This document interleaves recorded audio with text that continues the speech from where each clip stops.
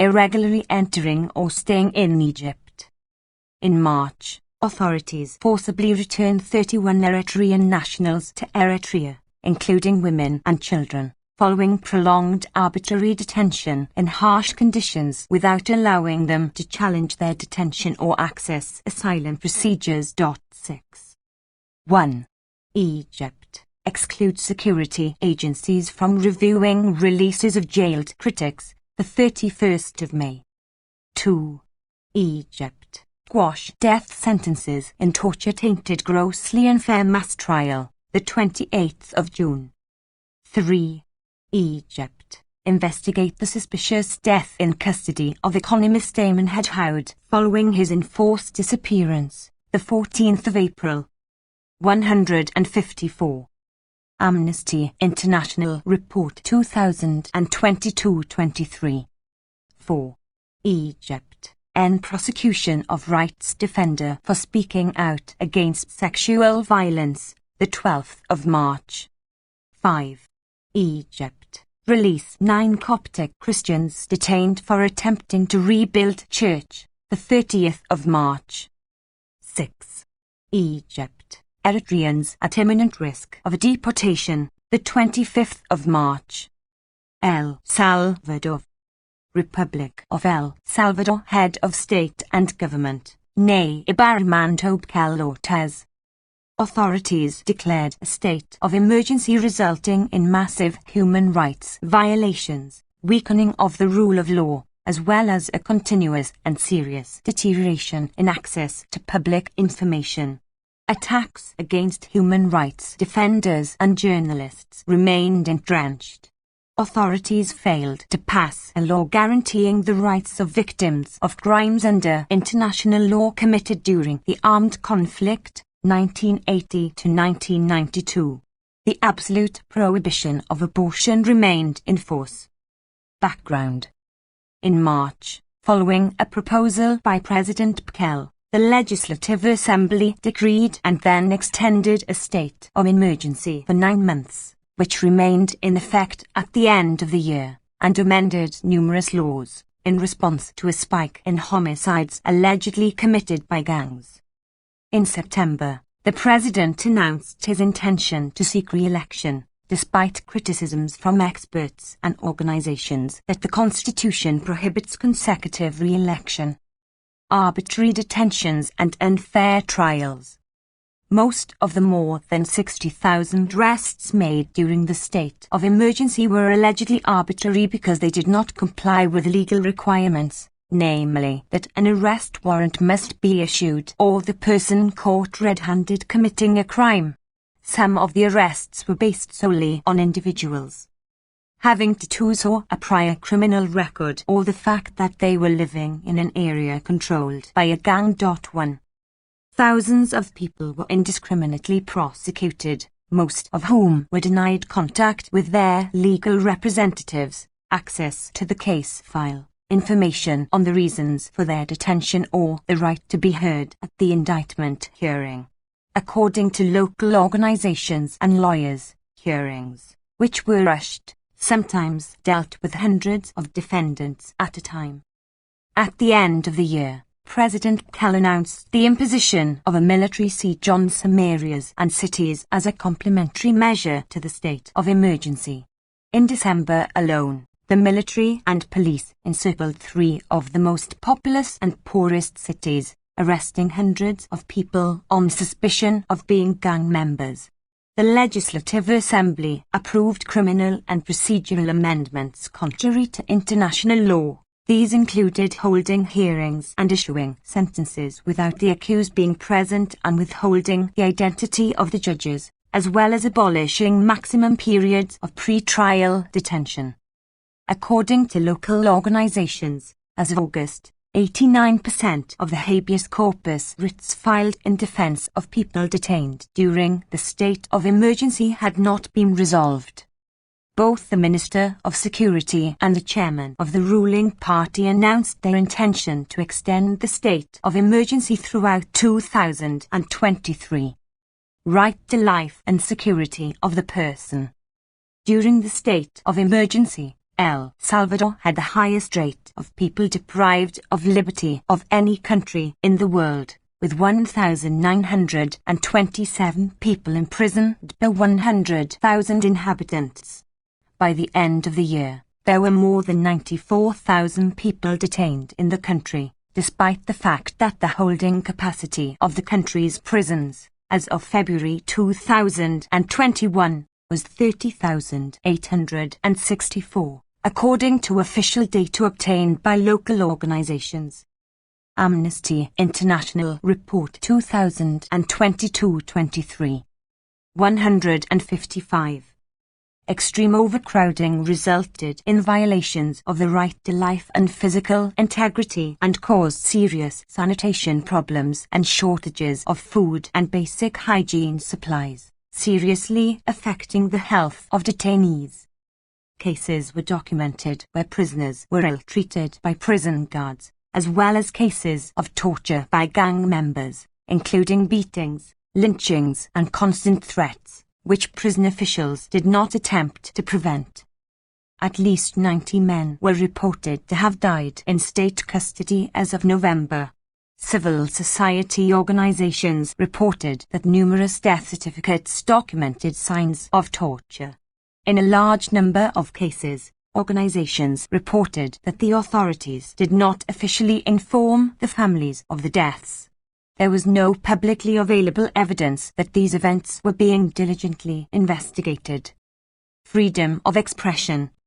At the beginning of 2022, the organizations Access Now, Citizen Lab and Amnesty International confirmed that the mobile phones of several journalists and members of civil society organizations had been infected with Pegasus spyware. At the end of the year, there was no information that this was being diligently investigated. In February, the Legislative Assembly approved amendments to the criminal law allowing the use of digital undercover agents, which would permit police to implement necessary digital undercover operations.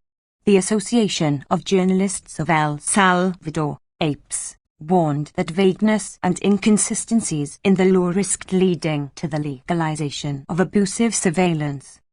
In April, the Penal Code was modified to provide for prison sentences of between 10 and 15 years for those who generate anxiety or panic by reporting on gangs, in an attempt to silence the press.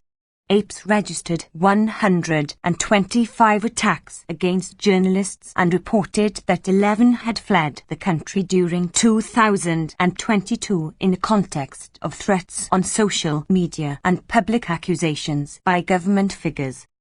National organizations highlighted the deterioration of access to public information and transparency.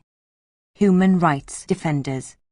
During the state of emergency, the President adopted a confrontational public discourse that stigmatized and attacked human rights defenders, international organizations and the independent media. In the first half of 2022, 61 attacks were recorded against human rights defenders, according to the human rights organization Mesa por el Derecho a Defender Derechos. Sexual and reproductive rights. A total ban on abortion remained in force. At least 2 women remained imprisoned and 6 faced legal proceedings on charges relating to obstetric emergencies. In July, a young woman was sentenced to 50 years in prison for an obstetric emergency, the first time the maximum prison term had been applied. Right to truth, justice and reparation. The authorities continued to fail to adopt adequate legislation to fully guarantee the rights of victims of crimes under international law committed during the armed conflict, 1980 to 1992. There was little progress in investigating and bringing to justice those suspected of criminal responsibility for the crimes committed during the armed conflict. 1. El Salvador. President engulfs the country in a human rights crisis after 3 years in government, the 2nd of June. 156. Amnesty International Report 2022-23. Equatorial Guinea. Republic of Equatorial Guinea Head of State and Government, Teodoro Obiang Basogo. The authorities conducted arbitrary arrests and detentions, torture and other ill treatment and enforced disappearances, including in the context of the presidential election and the so-called cleaning operation against criminal gangs. Impunity for sexual violence continued. Pregnant girls remained banned from attending school. Undocumented migrants were deported amid a lack of due process. LGBT people continued to face multiple forms of discrimination. The death penalty was abolished in the Penal Code but remained in the Code of Military Justice. Background. Staff of the International Monetary Fund visited Equatorial Guinea in May and warned of the urgent need to mitigate the impact of raising food and fuel prices on people living in poverty. In September, the ruling party nominated President Teodoro Obiang Basogo, in power for 43 years, to be its candidate for the November presidential elections. He was re-elected with 94.9% of the vote. Arbitrary arrests and detentions. In May, in response to an alleged increase in crime, Vice President Obiang launched a national so-called cleaning operation to counter gang crime. During a single week in May, more than 400 young males were arrested by security forces. 3 months after the start of the operation, thousands more had reportedly been arrested across the country. Judges granted parole to some of those arrested due to a lack of evidence. In many cases, individuals were ill-treated by the security forces during their arrest and detention. At least 4 died in prison. The whereabouts of many others remained unknown, and their families often had little or no news. 1. Former Minister of Justice Ruben Mensumang was arrested on the 7th of August after criticizing the president on social networks. Civil society organizations had no news of his whereabouts for many days. He remained in detention at Mongomo prison at the end of the year. On the 29th of September, police arrested the leader of the opposition party Citizens for Innovation, Gabriel Nsobiang Obono, and more than 150 of his supporters who were gathered at the party's headquarters in Malabo. According to the authorities, 4 activists died from tear gas inhalation during the arrests, while Citizens for Innovation issued a list of 9 fatalities. A police officer also reportedly died. On 6th of October, 119 of the supporters were released without charge. Citizens for Innovation had been dissolved by the authorities in 2018. Gabriel Nsobiang Obono had previously refused to respond to a judicial summons. A few days before the arrests, he threatened that there might be demonstrations if he was not allowed to run in the presidential elections. He was still detained at the end of the year. Women's and girls' rights. On the 28th of July, a 16-year-old girl was raped by an alleged member of the army forces deployed on an Iboan island. A complaint was filed, but no information was available on any follow-up. Some inhabitants of the island reported to the authorities that other cases of sexual violence by members of the defense and security forces had been committed previously with impunity. There were no investigations into these allegations, and some of the accused were simply transferred elsewhere in the country. Pregnant girls continued to be banned from attending school following an order issued by the Ministry of Education in 2016. However, in its 2022 Intermediate UPR report, the government mentioned the adoption of measures to reintegrate pregnant girls into the education system after they give birth. Amnesty International Report 2022-23. 157. Refugees and migrants' rights. Between January and March, dozens of irregular migrants were deported to their home countries without due process and without access to a lawyer prior to deportation orders being carried out. According to local organizations, more than 500 people, mainly nationals of Cameroon, Nigeria, Senegal, Côte d'Ivoire, Central African Republic, Chad and Mali, had been arrested during a government campaign against irregular migrants accompanied by immigration raids that took place between the 30th of October 2021 and early December 2021 in major cities. Other people detained in the context of this campaign were released weeks after their arrest but did not receive any explanation for their detention and were never charged. Others, including Abdoulaye Domand Mohamed Galway from Mali, Debamamd from Guinea, and Lamine Sissoko from Côte d'Ivoire, were detained for almost 6 months before being released in May 2022. Along with the vast majority of detained individuals, they did not receive any legal assistance, nor were they given access to appropriate legal procedures and due process relating to the detention. 2. Following criticism for migrants' countries of origin, the government extended the period for undocumented migrants to regularize their status until the end of August. It then resumed its campaign against irregular migrants. Ukpti people's rights. Ukpti people continue to face multiple forms of discrimination in aspects of their lives, including work, education, and leisure. In its intermediate DPR report, the authorities reported that draft legislation regulating sex work and the rights of LGBT people was still being prepared. The draft legislation reportedly included prevention of exhibitionism and homosexual propaganda and a provision to safeguard the moral integrity of the social majority, implicitly perpetuating discrimination, stigma, and violence against LGBT people. Death penalty. On the 19th of September, the President promulgated the new penal code which abolished the death penalty. However, death penalty provisions remained in the Code of Military Justice. 1.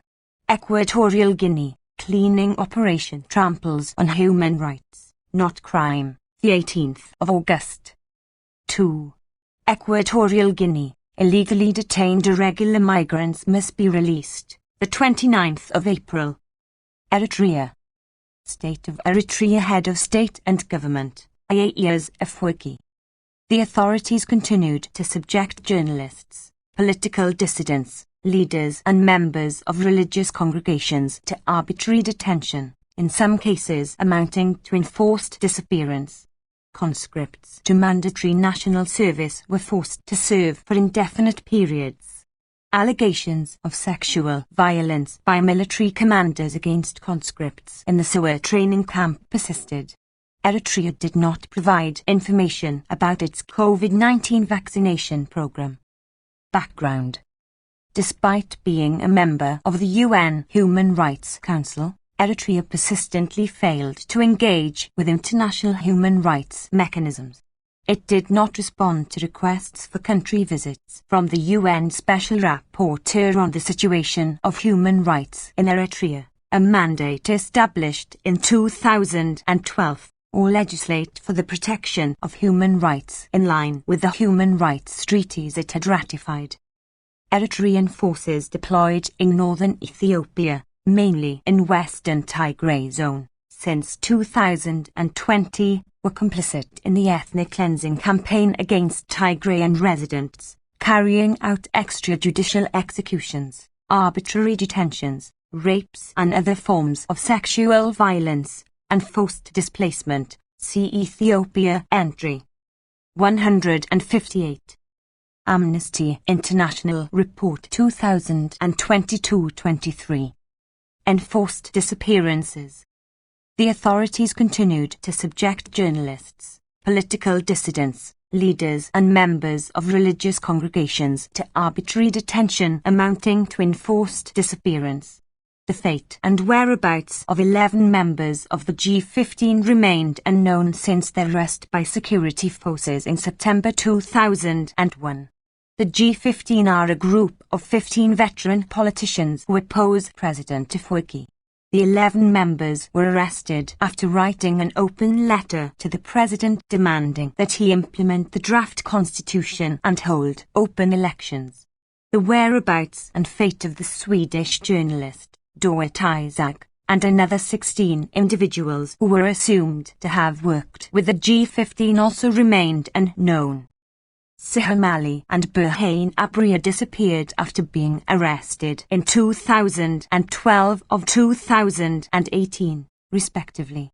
Siham Ali, an Eritrean, U.S. national, was arrested when she was 15 at the Sudan border in 2012 as she tried to flee Eritrea after her father Ali Abdo, then the Minister of Information, has defected and gone into exile. Burhain Abriya, a former Minister of Finance, was arrested in September 2018, a few days after publishing a book called My Country Eritrea, which criticized the government. Shortly before the book's publication, he had challenged the president to a televised debate. Arbitrary arrests and detentions. Thousands of people were arbitrarily detained. Abu Antonios, the patriarch of the Eritrean Orthodox Church, died in February aged 94. He had been held under unlawful house arrest since 2006, after the authorities removed him from his position in the church for openly criticizing government policies. He was never charged with or convicted of a recognizable criminal offense. A day after his funeral on the 10th of February, the authorities arrested 11 people who had attended his funeral. They were released without charge after 4 days. In October, security forces arrested 3 high-ranking Catholic clergymen. On the 11th of October, 2 priests, Abba Mihtab Stefanos, from St. Michael's Church Parish in Sedjaniati, a southern town, and Abba Abraham, from the western town of Tesni, were arrested. On the 15th of October, Bishop Abun Fikru Mariam Hagos, also from Sedjaniati, was arrested at Asmara International Airport after arriving from Europe. According to multiple sources, they were detained without charge in Adibato prison. Bishop Fikru Mariam and Abba Mihtab were released from detention on the 28th of December. Forced labor. The government continued to conscript high school students to the mandatory National Military Service Program. Conscripts served indefinite periods of service beyond the legal limit of 18 months. Government forces conducted multiple raids known in Tigray as Gifa, in which they rounded up youths from the streets for military service. Government officials allegedly forced parents to bring children who had evaded conscription to register for national service. In July, they transported thousands of high school students, many of them under 18, to attend their final year at Wasayakilo School in Msawa Military Training Center. After sitting their school-leaving exams, students continued to be forced into military training at the Sawa Training Center. Students accused of minor infractions at Wasayakilo School and conscripts at the training center were commonly subjected to physical punishments amounting to torture and other ill treatment. Allegations of sexual violence by military commanders at the center were also common. The authorities did not allow for conscientious objection to military service. Right to health. Eritrea remained the only country in Africa, and one of the few countries in the world, not to report on its administration of the COVID-19 vaccine. It did not access vaccines through COVAX, a global risk-sharing mechanism for pooled procurement and equitable distribution of COVID-19 vaccines. Amnesty International Report 2022-23. 159. Estonia. Republic of Estonia Head of State, Allah Kari's Head of Government, Kaja Kallas. The lack of comprehensive anti-discrimination legislation persisted. The definition of rape was still not based on consent. Parliament adopted amendments to the State Borders Act which violate the European Convention on Human Rights and the UN Refugee Convention. Same-sex couples faced discrimination under the Names Act. Discrimination. In May, the Third Committee raised concerns about Estonia's continued lack of comprehensive anti-discrimination legislation. The committee recommended adopting a national plan to end statelessness and address the persistently high number of people with indeterminate citizenship. It also recommended that Estonia end its punitive approach to the promotion of the official language, in particular regarding access to employment. Women's and girls' rights. In its first evaluation report based on a visit in February, the group of experts monitoring the implementation of the Council of Europe Convention on Preventing and Combating Violence Against Women and Domestic Violence, GREVIO, welcomed the efforts taken towards implementing the convention but noted that measures did not yet address all forms of violence against women in a holistic and comprehensive manner, as well as the lack of a consent-based definition of rape in the criminal code. Refugees and migrants' rights. In July, the government fast-tracked amendments to the State Borders Act to allow border guards to summarily and forcibly return migrants and asylum seekers without an individual decision and to refuse applications for international protection if the claim is not made at a designated border crossing. Both UNHCR, the UN Refugee Agency, and the Council of Europe Commissioner for Human Rights had raised concerns previously and urged the Estonian Parliament to refrain from such provisions, which violate the European Convention on Human Rights and the UN Refugee Convention. They reminded the Parliament that protection against forced returns is a non-derogable right and thus should not be denied because a country faces an emergency situation or because people arrive in an irregular manner. People's rights. Despite several Supreme Court rulings that the fundamental right to the family also extends to same-sex couples who live in a registered partnership, it was still not possible to have a common surname under the Names Act without being married, effectively preventing same-sex couples from sharing a surname. Eswatini. Kingdom of Eswatini, head of state. Mswati III, head of government, Cleopas Dlamini. Fundamental freedoms were suppressed. Political activists were arrested, subjected to torture and other ill treatment, and their homes were raided by security forces. Peaceful protests were violently dispersed, and the government denied human rights concerns raised by UN special rapports.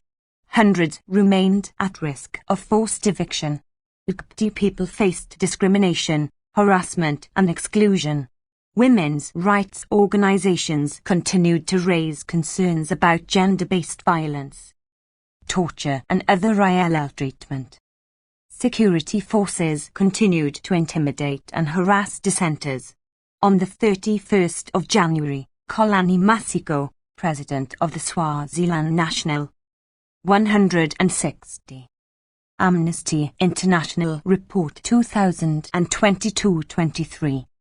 Union of Students was abducted by plainclothes Criminal Investigation Department officers under the guise of questioning.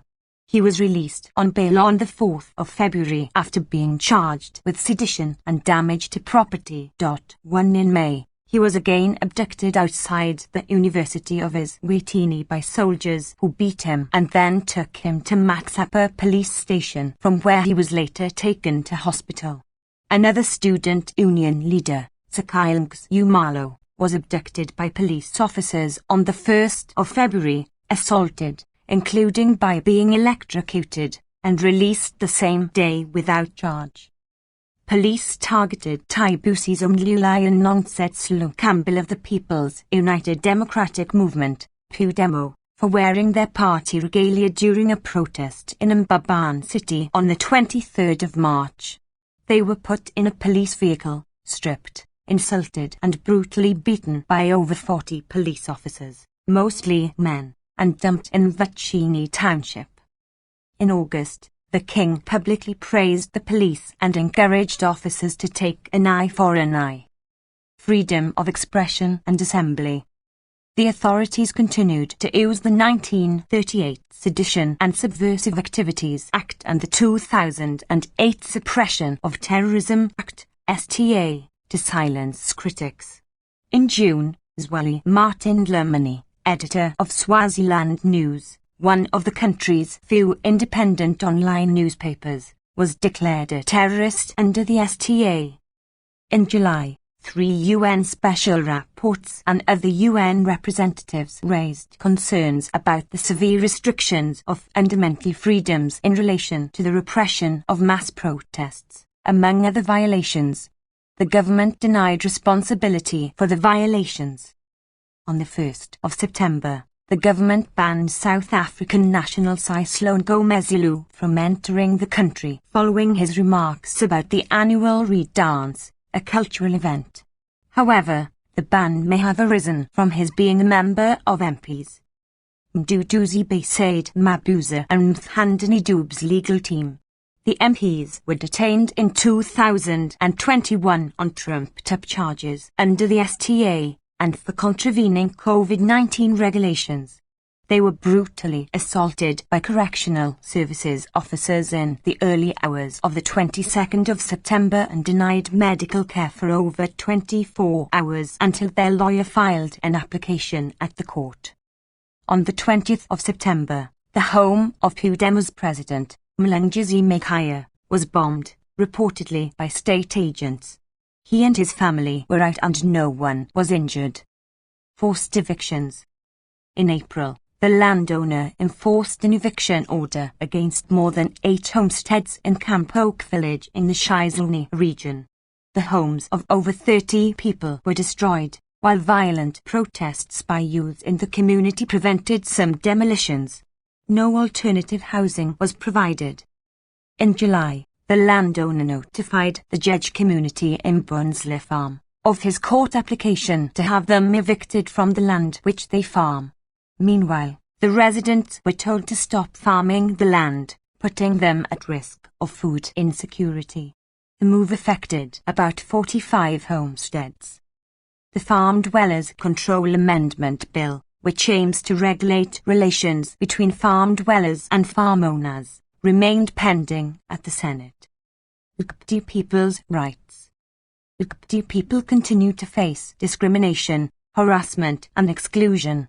In April, the High Court upheld the Registrar of Companies' refusal to register the Eswatini Sexual and Gender Minorities Advocacy Group as an organization.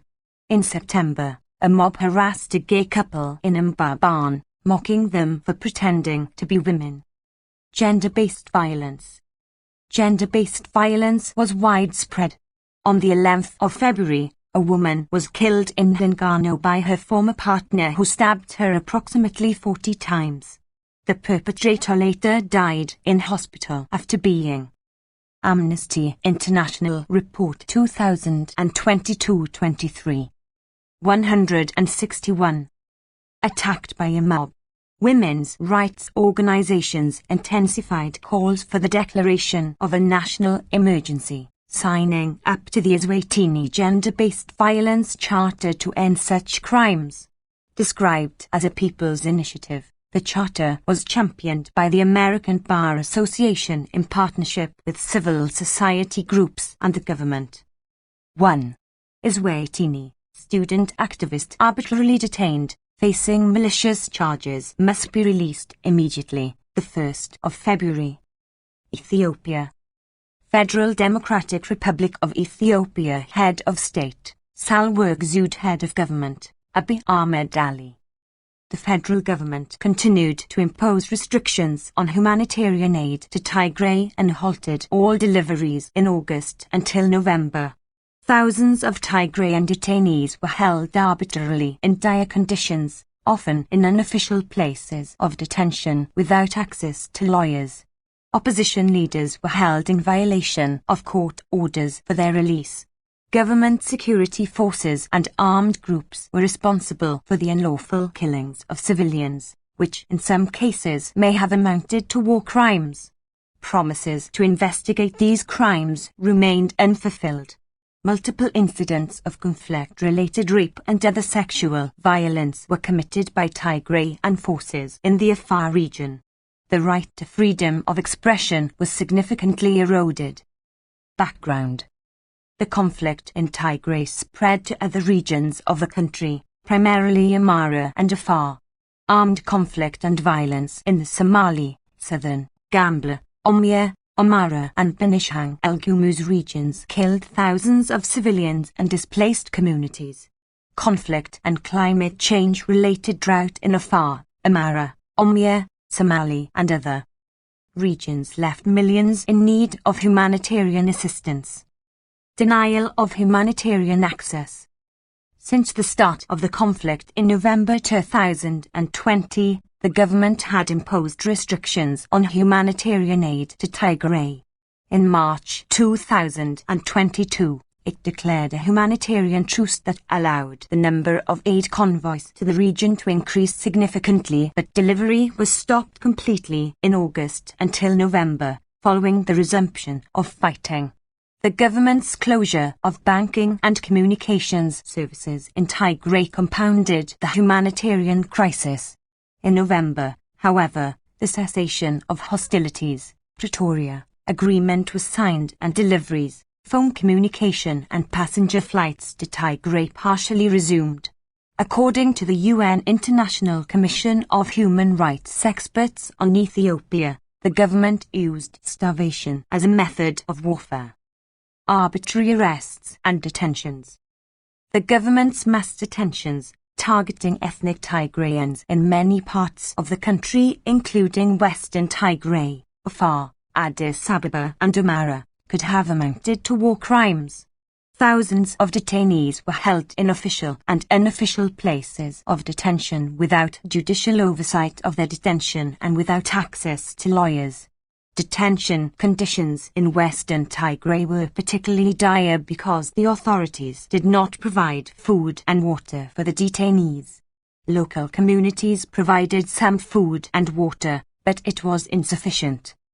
In January, security forces forcibly transferred thousands of Tigrayan residents from Afar to a detention camp near Samara city, where they remained for months. The forced transfer of civilians, when not justified for their protection, and their subsequent arbitrary detention may amount to a war crime. Tens of thousands of the Tigrayan residents of Addis Ababa and other cities, who had been detained since the state of emergency was declared in November 2021.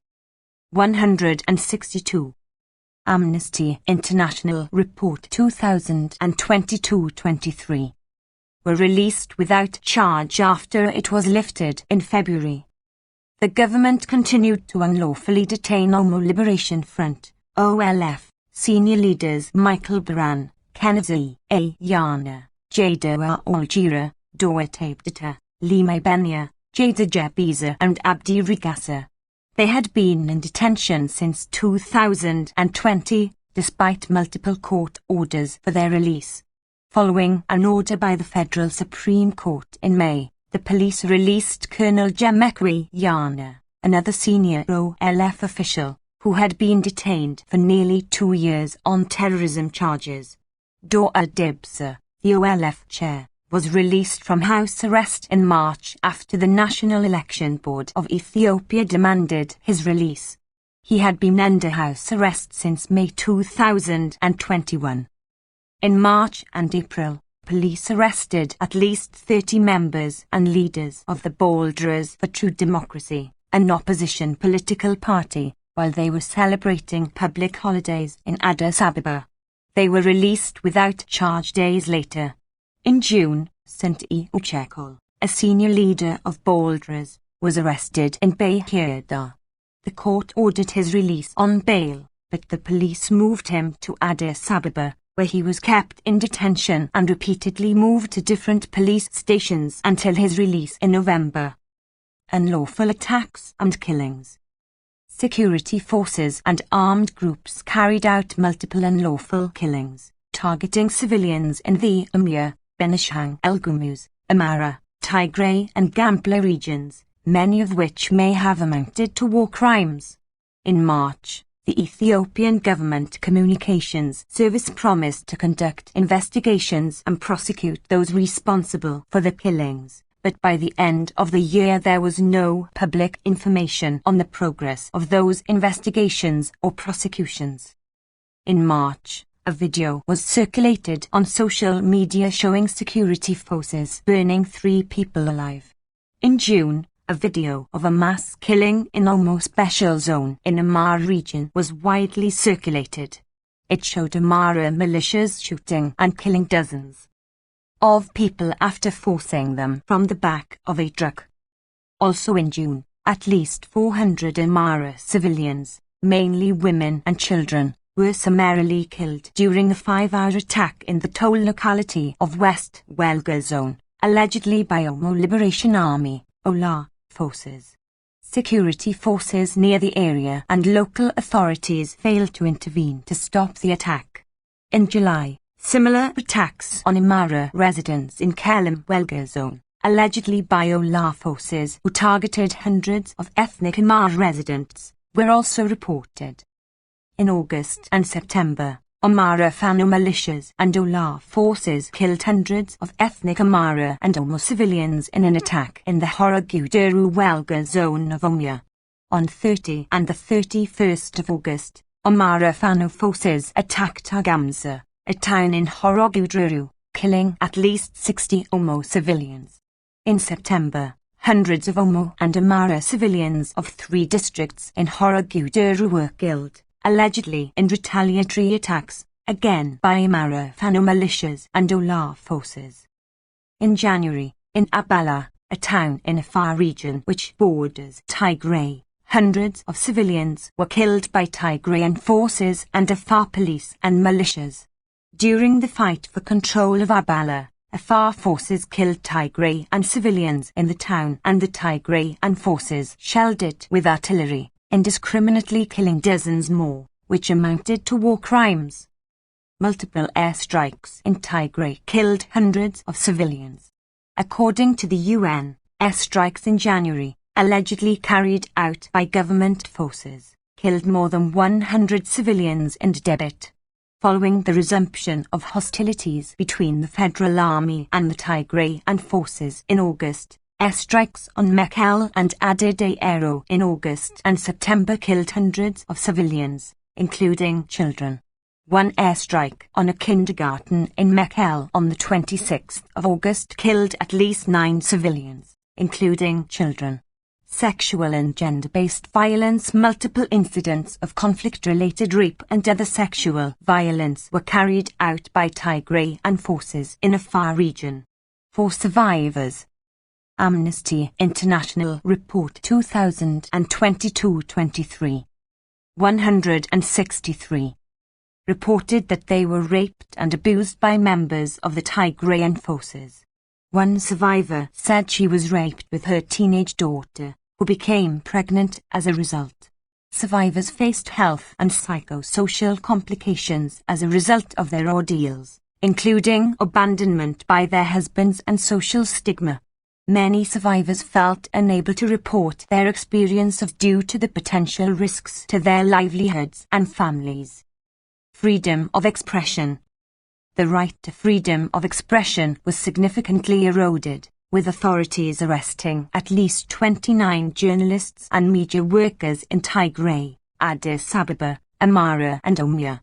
The Tigrayan authorities charged 5 journalists with collaboration with the enemy. Elsewhere, detained journalists and media workers were rarely formally charged. When detained journalists were granted bail, the police delayed their release by appealing against bail decisions. In May, the police arrested Temestian Desalegn, editor of Fate magazine, and subsequently charged him with disclosing military secrets and spreading false rumors. He was released on bail of ETB 30,000, about $560 in November. Journalists including Gobi's Cis, Meskarumabira and Yesu Chimalas were arrested by security forces in May. Yesu Chimalas was rearrested on the 28th of June, a week after his release. They were held for days without access to family or lawyers, before being released.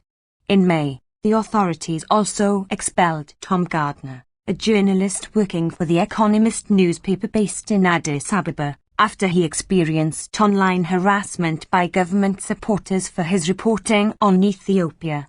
Mesca Mabira remained in detention after being rearrested in December by the federal police on allegations including incitement to violence and defamation of the National Defense Forces.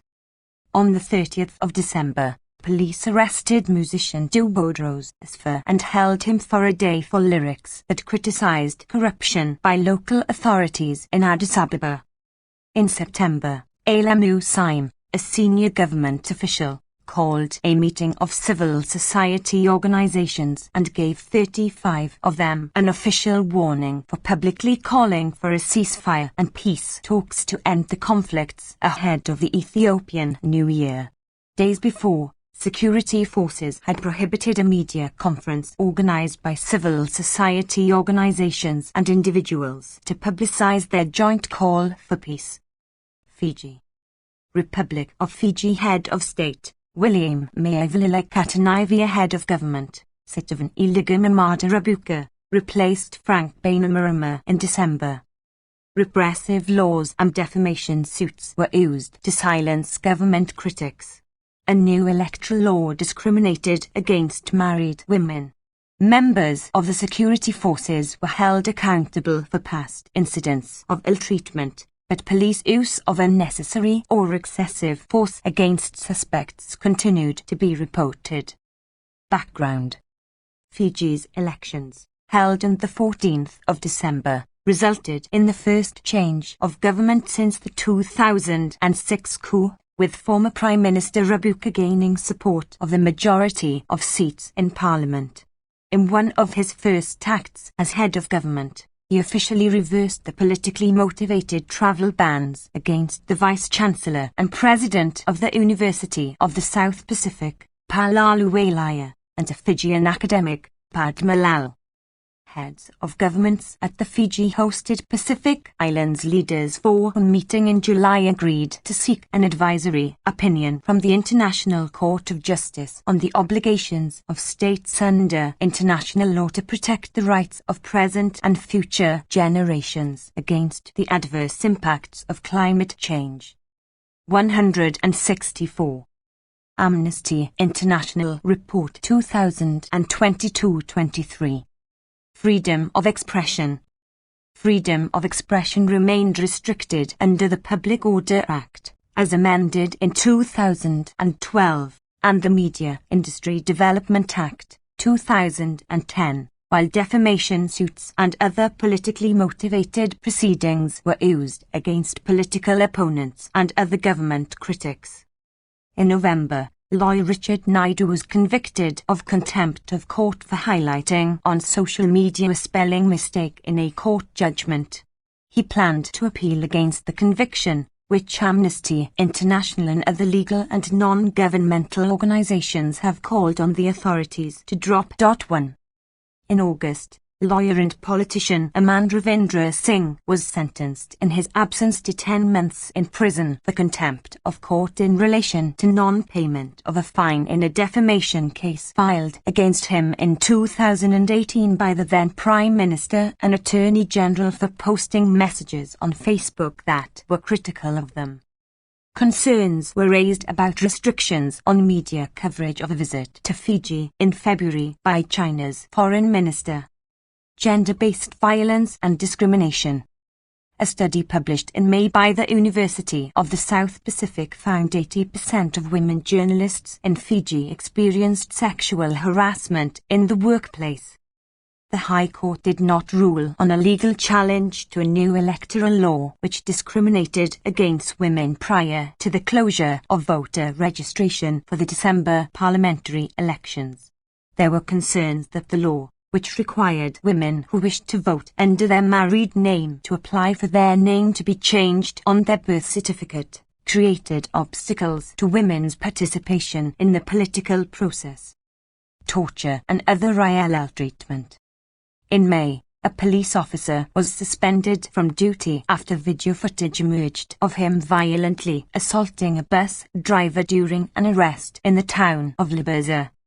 In August, 2 military and 3 police officers were sentenced to 4 years imprisonment each for sexually assaulting an escaped prisoner, Juan Benedito, in 2012. In the case of 2 of the officers, who were already serving prison sentences for the rape in 2014 of Villicos Soko, who died as a result of his injuries, and another man, Sinajli Boiler, the new sentence was given as concurrent, meaning that their expected time in prison remained unchanged. Corporate accountability. In April, the Suva High Court fined a property development company linked in media reports to China FJD 1 million, approximately $433,000 for destroying mangroves and a coral reef during a tourism development project on Mulalo Island. 1. Fiji, contempt proceedings over highlighting spelling mistake inject climate of fear, the 9th of August. Finland. Republic of Finland Head of State, Sauli Niinisto Head of Government, Sanni Marin. Protests blocking streets were regularly dispersed. Climate action was insufficient. A new law on sexual violence was enacted and reform of the law on legal gender recognition was presented to Parliament. Legislation allowing the hindrance of the right to seek asylum was adopted. A bill protecting the rights of the Sami people was introduced. Freedom of assembly. Police regularly dispersed demonstrations, blocking streets and disrupting traffic, failing to recognize that these acts of civil disobedience should not be dispersed purely because they caused disruption. There was a lack of training and guidance about policing protests. In August, Stockholm police detained and deported 6 Finnish climate activists on their way to join a peaceful Amnesty International Report 2022-23. 165. Climate action, allegedly based on vague information from the Finnish police. 1. Failure to tackle climate crisis. In July, Finland amended the Climate Change Act, setting a target to achieve carbon neutrality by 2035. Concerns were raised about the adequacy of planned measures and resources for their implementation. 2. Violence against women and girls. In June, new legislation amended the definition of rape to align with human rights standards, based on lack of consent assessed in the surrounding circumstances. In certain cases, when there is abuse of a position of authority, the crime continues to be defined as sexual abuse, not rape. New sexual assault support centers were established, bringing the total to 21.3. People's rights. In September, the government introduced a bill to make legal gender recognition available to adults upon written application. While the new law would abolish the requirements of forced infertility and psychiatric diagnosis, it would introduce a mandatory period of reflection for applicants and would not include the gender recognition system for minors. To leave. This would severely limit their freedom of movement, amounting to de facto detention. During the year, over 45,000 temporary protection permits were granted to people fleeing conflict in Ukraine. Protection was granted to all Ukrainians irrespective of their time of arrival. Indigenous peoples' rights. In November, the government introduced a bill to reform the Act on the Sami Parliament to enhance the protection of the rights of Sami people. 1.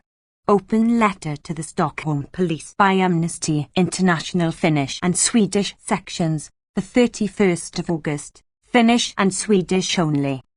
2. Finland, time to address remaining gaps in human rights protection. Amnesty International submission for the 41st session of the UPR Working Group, 7 the 18th of November 2022, the 31st of March. 3. Finland, Submission to the UN Committee on the Elimination of Discrimination Against Women, 83rd Session, 28 October 2022, the 27th of September. France. French Republic Head of State, Emmanuel Macron. Head of Government, Elizabeth Borne, replaced Jean Castex in May. Refugees and migrants' rights. In July, amendments to the Border Guard Act enabled the reception of asylum applications to be centralized at a separately designated crossing point, meaning that the eastern border with Russia could be closed to asylum seekers. The amendments included the possibility of building barriers in the border zone, and the government started building a fence along parts of the eastern border. This could impede asylum seekers' access to territory to apply for international protection and result in forced returns in violation of the principle of non-refoulement. In June, the government presented a bill introducing border procedures that included holding asylum seekers in supervised facilities at the border, from which they would not be allowed. Racial and religious discrimination persisted, especially targeting Muslim individuals and associations. Excessive use of force by police continued without accountability. The law on Republican values restricted freedom of association. The European Court of Human Rights found that France violated the rights of Chechen refugees and destitute asylum seekers. France failed to comply with equality standards. A former Liberian rebel commander was sentenced for wartime atrocities in Liberia. A criminal complaint was filed against 3 French arms companies for possible complicity in war crimes and crimes against humanity committed in Yemen. Severe overcrowding. 166. Amnesty International Report 2022-23. In prisons resulted in inhumane and degrading detention conditions. Discrimination. Muslim Women's Rights. A collective of women footballers, Les Hijabeuses, was unlawfully prevented from holding a protest during a parliamentary debate on a proposal to ban the wearing of religious clothing in competitive sport. Tabled as an amendment to the Democratizing Sports Bill, the proposal would have reinforced an existing discriminatory ban preventing Muslim women from participating in competitive football if they chose to wear a headscarf. An administrative tribunal overruled the protest ban, albeit after the protest itself has been abandoned. Although the amendment was not adopted, parliamentary debates on the subject were marred by discriminatory rhetoric. 1. At year's end, France's highest administrative court, the Council of State, Conseil d'État, was yet to rule on a complaint brought by Les Hijabeuses in November 2021 against the French Football Federation's discriminatory policy prohibiting women who wear headscarves from participating in competitive football matches. In June, the Council of State upheld a lower court ruling banning the use of full-body swimwear, so-called burkinis, in public swimming pools in Grenoble. The court concluded that Grenoble's proposed authorization of use of the burkini would undermine equal treatment for other users of public services. It cited the 2021 Law on Republican Values, which critics had feared would lead to human rights violations and, particularly, discrimination against Muslim individuals and associations. Anti-Semitism. In June, a mural was painted in Avignon using overtly anti-Semitic imagery, symbolism and tropes to depict a political advisor controlling President Macron. Calls for its removal were refused by local authorities on the ground of freedom of expression. It was eventually defaced by members of the public. Racial discrimination. In December, the Third Committee urged France to redouble its efforts to effectively prevent and combat racist hate speech due to persistent and widespread racist and discriminatory discourse by political leaders against certain ethnic minorities, in particular Roma, travellers, Africans, people of African descent, people of Arab origin and non-citizens. The committee was also concerned about law enforcement's persistent use of racial profiling.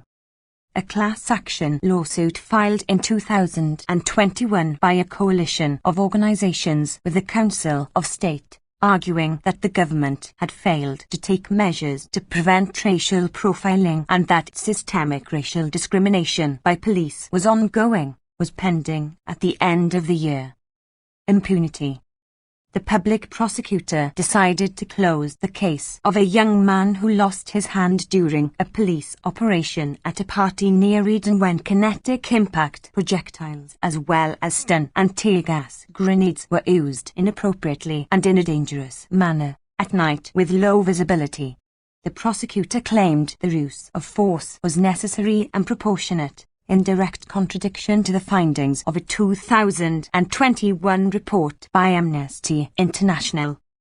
There was no progress towards securing justice, truth and reparation for the death of Algerian national Zainab Redouane, who died after she was struck in the face by a tear gas canister fired by police during a protest outside her apartment in December 2018. Despite media reports in 2021 that the Inspectorate for the National Police had recommended an administrative sanction against the police officer who fired the canister, the director of the National Police refused to apply any sanction and the case appeared to be stalled with the investigating judge. Amnesty International Report 2022-23. 167. Freedom of association and expression. Civil society organizations faced restrictions, including through the 2021 Law on Republican Values, and its subsequent implementing decree in force since 1 January. Ahead of its introduction, NGOs had warned that the law allowed for disproportionate restrictions of the rights to freedom of association and expression. Several organizations were also threatened with administrative dissolution based on other laws. In May, the Council of State suspended the dissolution of an anti-fascist organization and 2 pro-Palestinian organizations, holding that they did not incite discrimination, hatred or violence, or behavior likely to provoke acts of terrorism. The dissolution of independent media outlet Notre Revolte was announced by the Minister of the Interior in January, but no proceedings were initiated. In September, the prefect of the Vienne department urged public authorities in the Poitiers area to withdraw their funding to a festival organized by Alternative, a grassroots movement fighting against climate change and social inequalities, because the program included civil disobedience workshops, which would allegedly breach the contract of Republican commitment. Refugees and migrants' rights. In August, the European Court of Human Rights, ECHR, ruled in 2 decisions, RV France and WV France, that the government violated the prohibition of torture and inhuman or degrading treatment, Article 3, by inadequately assessing the human rights risks in its deportations to Russia of Chechens whose refugee status in France had been revoked. In December, the ECHR ruled in MK and others v. France that the government had violated the right of access to a court, Article 6, for destitute asylum seekers, by failing to enforce orders to provide emergency accommodation issued by the urgent applications judge of the administrative court. Border police continued to summarily return people to Italy, including unaccompanied minors, without due process or examination of their individual circumstances. Law enforcement carried out racial profiling against people boarding or inside trains or crossing the border by foot or car. People crossing the border at night were detained outside of any legal framework before being handed over to the Italian police in the morning. Dozens of people died while attempting increasingly dangerous crossings. Thousands of people continued to attempt to cross the English Channel in small boats due to a lack of safe and legal pathways to the UK. According to the UN Refugee Agency, 118,994 refugees had arrived in France from Ukraine up to the end of October. Cruel, inhuman or degrading treatment.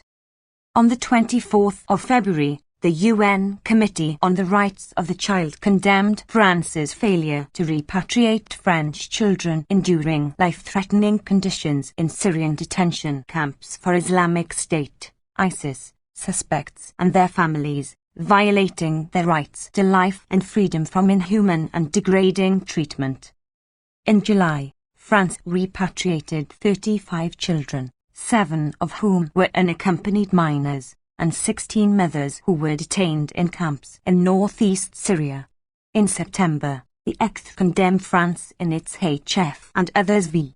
France's decision for refusing to repatriate 2 women citizens held in the camps whose partners were suspected ISIS fighters. France continued to operate a case-by-case approach to repatriation while dozens of other nationals, including children, women and men, remained held in dangerous, overcrowded conditions. Failure to tackle climate crisis.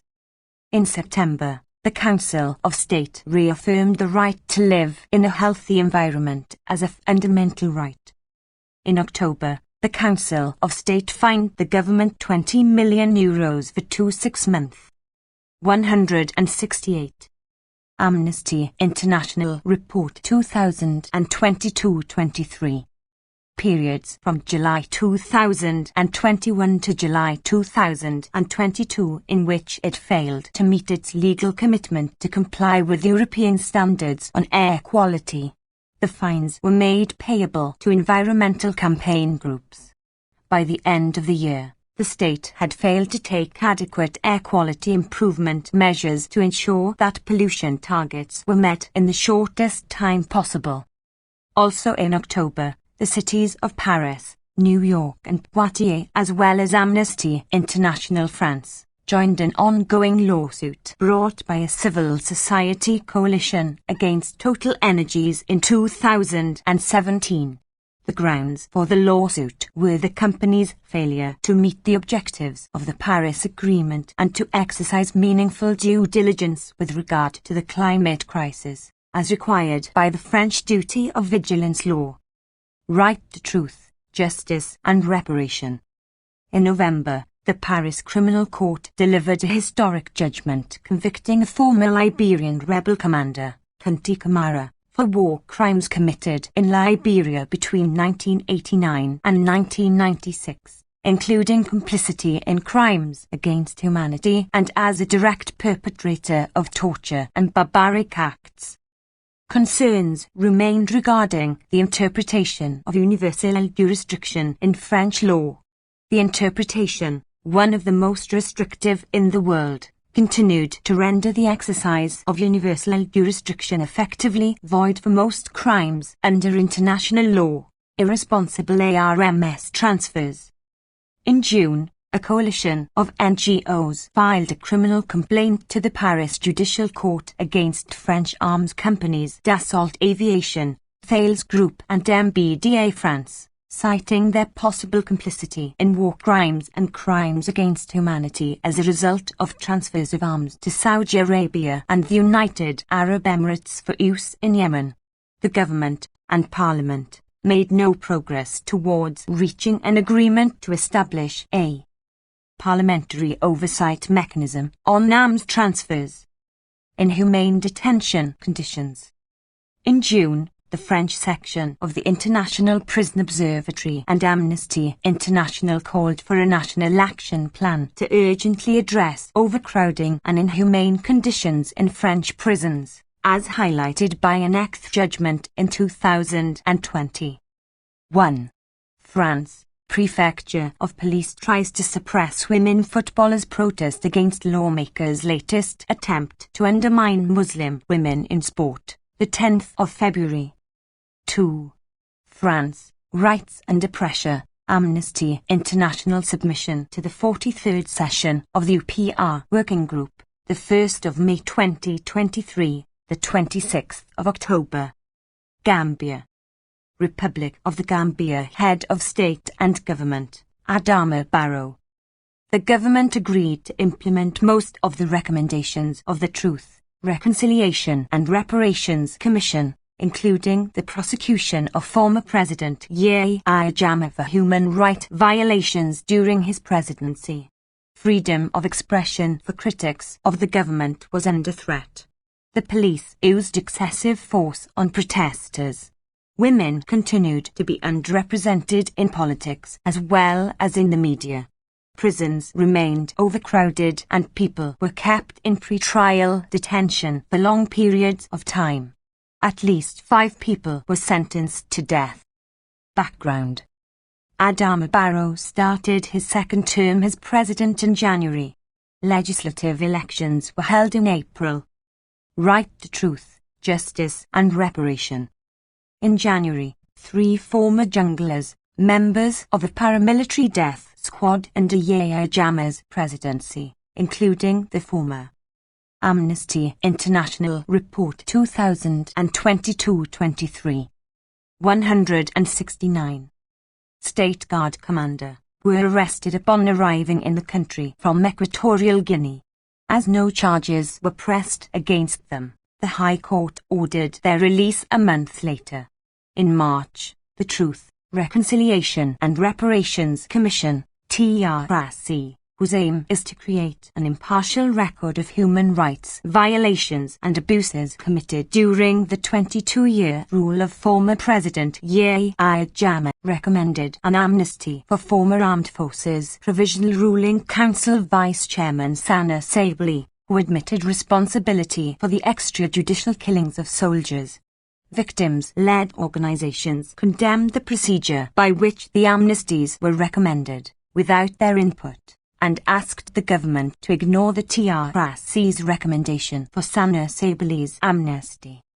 In May, the government published a white paper and accepted 263 out of the TRC's 265 recommendations, including suspension of the current officials who were accused of human rights violations in the TRC report, and the prosecution of former President Yahya Jammeh.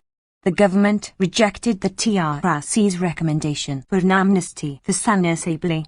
In June, the Attorney General and Minister of Justice disclosed that the government did not have enough budget to start implementing the TRC's recommendations in 2022. In November, the Minister of Justice stated that the government had started discussions with ECOWAS to set up a hybrid court in order to prosecute crimes committed under Yahya Jammeh's rule. Freedom of expression. During his annual meeting with the Banjul Muslim elders in May, the president verbally attacked activist Mahdi Jobat after he had called for the removal of a minister due to alleged mismanagement of public lands. The president called him a troublemaker and accused him of wanting to burn the country. He also criticized the media for giving him a platform and warned that it would not be tolerated. Excessive use of force. On the 10th of March, clashes between supporters of the opposition United Democratic Party, UDP, and the police intervention unit occurred in Brikama after the electoral body rejected the nomination of a UDP candidate for the Buzambala constituency. Shortly after the clashes, a video of police officers kicking and beating an unarmed UDP supporter with batons started circulating online. The video was verified by Amnesty International. Both the Gambia Centre for Victims of Human Rights Violations and the National Human Rights Commission, NHRC, condemned the excessive use of force by the police, and the NHRC urged the Inspector General of Police to ensure the implementation of the African Commission on Human and People's Rights guidelines for the policing of assemblies by law enforcement officials in Africa. Discrimination. Women's rights. In March, the EU Election Observer Mission noted in its report that women's participation in politics was very low. Women comprised only 5 out of 58 members in the National Assembly and only 4 out of 23 ministers. A month before, A bill aimed at reserving seats at the National Assembly for women and people with disabilities was debated in the National Assembly, but failed to pass. In March, the president of the Gambia Press Union, GPU, expressed concerns over pervasive sexual harassment and discrimination against women in the media, with most influential positions on editorial boards and newsrooms held by men. He called for media houses to adopt the GPU policy on sexual harassment and appoint more women to influential positions. In October, the NHRC chairman asked the CEDAW committee to recommend that Gambia criminalise marital rape. The Sexual Offences Act does not specify marital rape as an offence. Detainees' rights. Several media houses reported that the TRC report characterized the state central. 170. Amnesty International Report 2022-23. Prison, Mile 2, living conditions as degrading and unfit for humans. During a briefing at the UN Peacebuilding Commission in October, the Minister of Justice stated that prisons in the country were grossly overcrowded, with 25 inmates kept in cells intended for 5 in Mile 2. In September, after a fact-finding mission in the detention facility, the National Assembly Human Rights Committee stated that they would lobby the Chief Justice to look into the case of an inmate whose trial lasted 10 years. The Minister of Justice announced an investigation into the case and stated that his office was currently compiling a list of all those in pre-trial detention, with the aim of reducing the time they would have to spend awaiting trial. Death penalty. In July, the former director of the National Intelligence Agency under the presidency of Yahya Jammeh and 4 others were sentenced to death by the High Court in Banjul for the murder of the UDP's youth leader. Georgia.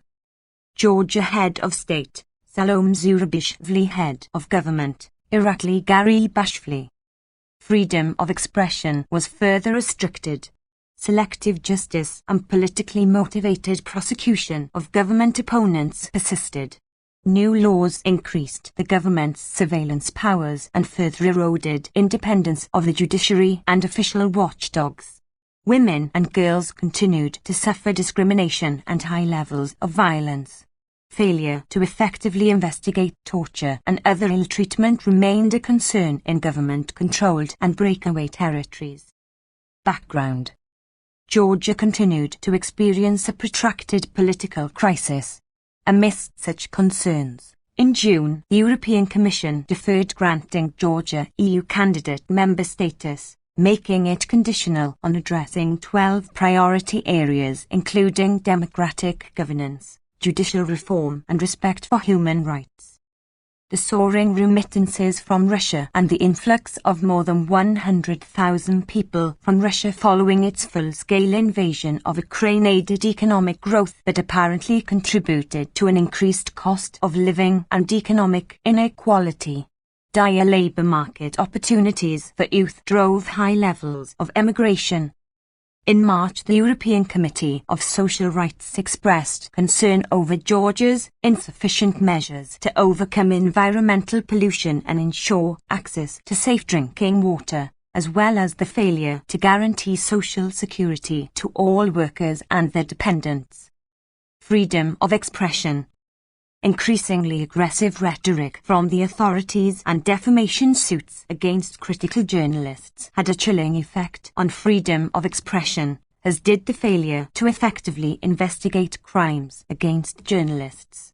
In May, the NGO Reporters Without Borders downgraded Georgia in its World Press Freedom Index, in part due to interference by public officials undermining freedom of expression and increasing threats against journalistic work, trends which continued throughout the year.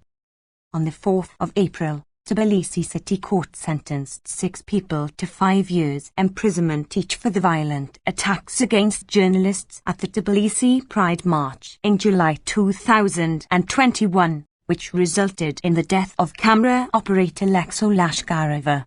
The alleged organizers of the violent mob, however, were not prosecuted. In July, a former senior security services official published a letter from pre-trial detention alleging that the kidnapping and rendition of Azerbaijani journalist Afgan. Amnesty International Report 2022-23. 171. Makdali from Georgia to Azerbaijan in 2017 was carried out by Georgian security officials. Afgan Makdali told Georgian critical TV Pervli in October that he recognized a senior Georgian security official from photos as one of his kidnappers. His kidnapping was not effectively investigated and no charges had been brought by year's end. Right to privacy. On the 6th of September, Parliament overrode a presidential veto and adopted controversial amendments giving law enforcement authorities increased powers to conduct covert surveillance. The new law extended the scope and duration of the covert investigative activities and permitted an individual to be surveilled indefinitely without their knowledge. Covert surveillance continued to be used against members of the opposition, critical media and NGOs. In July, pro-government media published a secretly obtained audio recording of employees of the critical Mtivari TV channel, discussing editorial matters. In September, other leaked material, including audio and photos detailing information about their private lives, showed journalists, opposition party members and activists being allegedly spied on by the security services. An investigation into a potential unauthorized recording and eavesdropping on a private communication was opened by the newly created Special Investigation Service, but no results were made public by the end of the year. Unfair trials. Growing government influence over the judiciary, the use of selective justice and the politically motivated prosecution of political opponents and critical media remained ongoing concerns. In January, Momuka Kazarads and Badri Japarads, leaders of the Lilo opposition party, together with Afdandil Zritli, founder of TV Pervli, were each sentenced to 7 years imprisonment on politically motivated fraud charges, but were allowed to walk free as the statute of limitations had passed at their time of the ruling. Badri Japarads was stripped of his parliamentary mandate as a result of his conviction.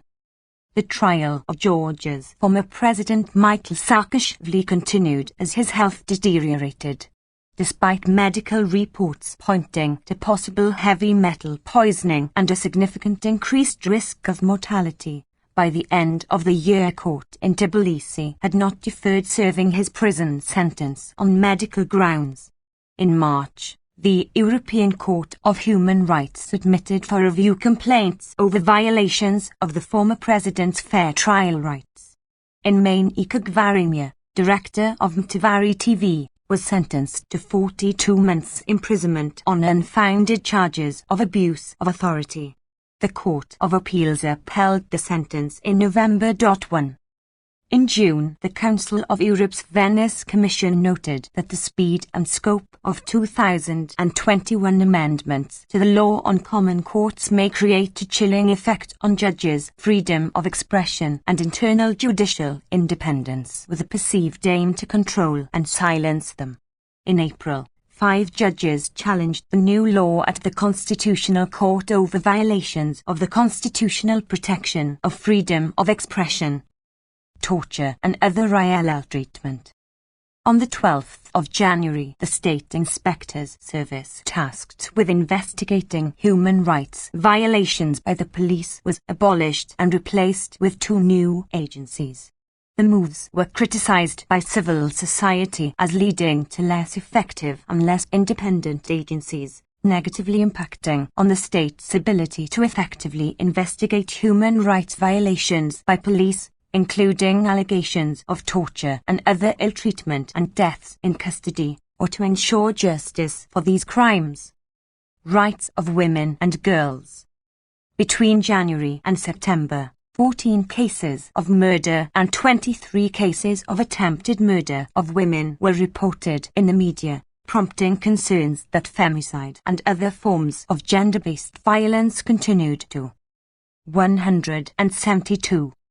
Amnesty International Report 2022-23. Beyond the rise, measures to reduce infant and maternal mortality remained insufficient. Economic inequalities also remained alarming. In March, the World Bank estimated that 50% of women were kept out of the labour force due to domestic tasks compared to only 5% of men, while women continue to earn roughly 16% less than men. Abkhazia and South Ossetia/Skin Valley region. The human rights records of Georgia's two breakaway regions continued to deteriorate in several areas, including the right to freedom of expression. Impunity for past abuses persisted. Torture and other ill treatment. Gennady Kuleyev, a resident of South Ossetia, Skin Valley region, died on the 31st of August from injuries sustained as a result of beating and other ill treatment in detention in 2020. His case, and that of Ingel Zabef, who died in custody in 2020 as a result of torture, remained without effective investigation. The death of Andrei Atiyeba in custody in Abkhazia in 2021 also remained without effective investigation. Irakli Ibua, imprisoned for burning the Abkhaz flag in 2020, was reportedly denied access to adequate care for his chronic illnesses. 1. Georgia, sentencing of pro-opposition media owner Nika Gvaringa, a political motivated silencing of dissenting voice, the 17th of May. Germany. Federal Republic of Germany head of state, Frank-Walter Steinmeier head of government, Olaf Scholz. Inadequate investigations into allegations of racial profiling violated the right to non-discrimination, justice, truth and reparation for discriminatory abuses by police continued to be hampered by the lack of an independent complaints mechanism. A court ruling held that permanent protest camps were protected by the right to freedom of assembly. Some protests were disproportionately restricted. The government launched a humanitarian admission program for vulnerable Afghans and their families. A court ruling found the German Telecommunications Act incompatible with the right to privacy. Section 219A of the Criminal Code on advertising abortion was repealed. Germany supported the establishment of International Financial Facility for Climate-related loss and damage. Discrimination. In May, the Federal Ministry of the Interior reported significant increases in hate crimes related to anti-Semitism, 28.8%, sexual orientation, 50.5%, gender, 66.7%, and disability, 81.5%, compared with the previous year. Although xenophobic hate crimes remained the most common in absolute terms. An action plan against right-wing extremism presented by the Minister of the Interior in March did not recognize or address institutional and systemic racism. In May, the National Discrimination and Racism Monitor found that racism was part of everyday life in Germany. In August, a 16-year-old Senegalese refugee was killed by several shots from a machine gun in a disproportionate police operation. Criminal investigations against 5 police officers were ongoing at the end of the year. In October, the European Court of Human Rights ruled that Germany's inadequate investigations into allegations of racial profiling had violated the right to non-discrimination, bar civil. Germany. The lack of an independent complaints mechanism at federal and state levels continued to hamper investigations into allegations of ill treatment by police. Police at federal level as well as in 6 federal states were still not required to wear identification badges, despite a coalition agreement to introduce this for federal police. People in June, the Ministries of Family Affairs and Justice presented plans for a Self-Determination Act, which would enable transgender, non-binary and intersex people, Amnesty International Report 2022-23. 173. To obtain legal recognition of their gender and change their name by making a simple declaration at a registry office. The new law would replace the 1980 Transsexuals Act, which obliged transgender people to undergo discriminatory psychological assessments and a court procedure to obtain legal gender recognition. Freedom of assembly. A new law in the federal state of North Rhine-Westphalia, in force since January, disproportionately restricted the right to freedom of peaceful assembly by extending state control and intervention powers. Changes made to the law following strong criticism were insufficient to address critical provisions, including criminal penalties for protest organizers who failed to submit prior notification. In May, the Federal Administrative Court confirmed in a landmark ruling that protest camps, including necessary infrastructure, were comprehensively protected under Article 8 of the Constitution on the right to freedom of assembly. Often denounced as a danger to public security by the authorities, some protests were disproportionately restricted. In June, only 50 protesters were allowed on the site of the G7 summit hosted by Germany. Right to truth, justice and reparation. In January, under the principle of universal jurisdiction, the Koblenz Higher Regional Court convicted the main defendant in the first criminal trial to address crimes under international law by officials of the Syrian General Intelligence Directorate. The former intelligence officer was sentenced to life imprisonment for crimes against humanity. A second trial for crimes against humanity and torture against a Syrian doctor at the Frankfurt Higher Regional Court was pending at the end of the year. Refugees and migrants' rights. More than 27,000 of 40,000 people deemed at particular risk due to their employment or other factors following the 2021 Taliban seizure of power in Afghanistan had arrived in Germany by the end of the year.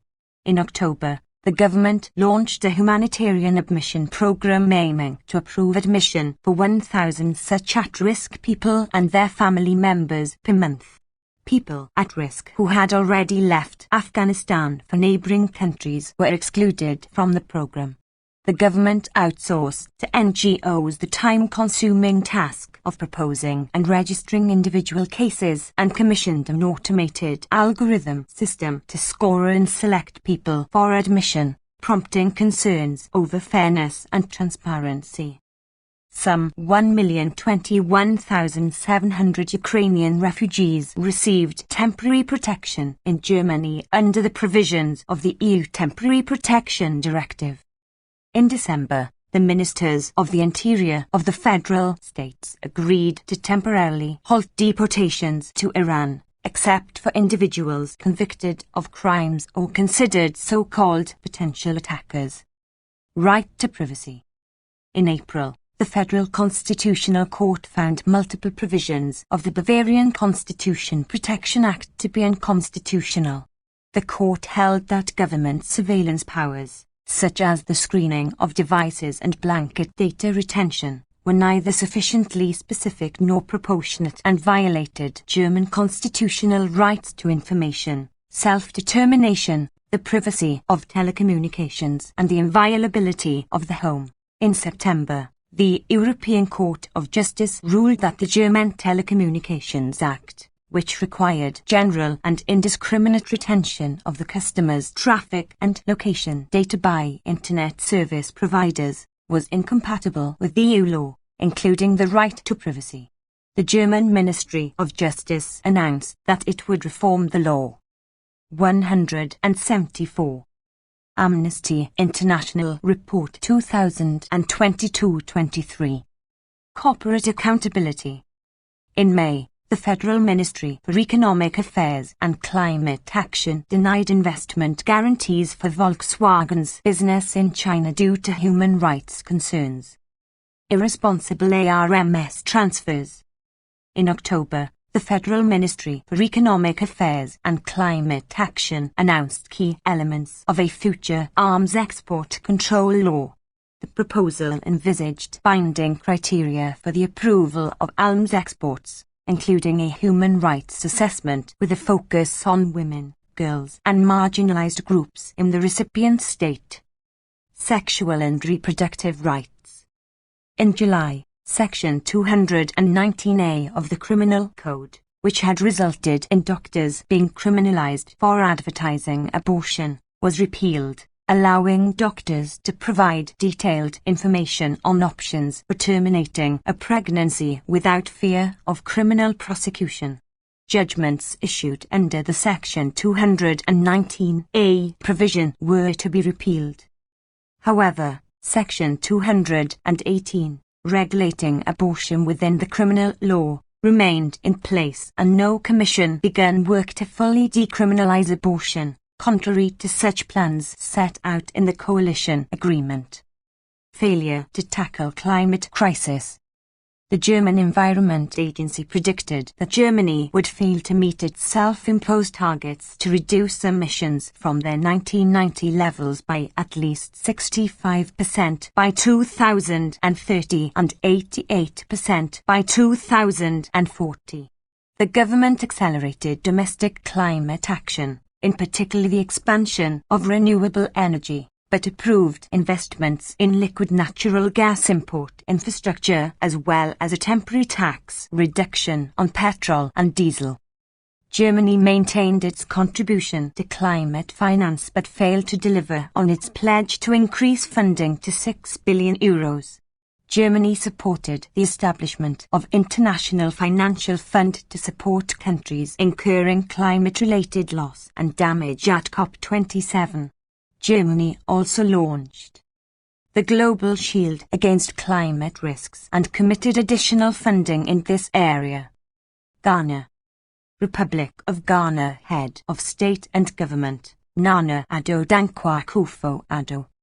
There were several violations of the right to freedom of expression and police use of excessive force. Forced evictions continued. 2 bills to abolish the death penalty were introduced to Parliament. A bill further criminalising LGBT people remained pending. Women continued to experience discrimination. Child labour was reported. Freedom of expression.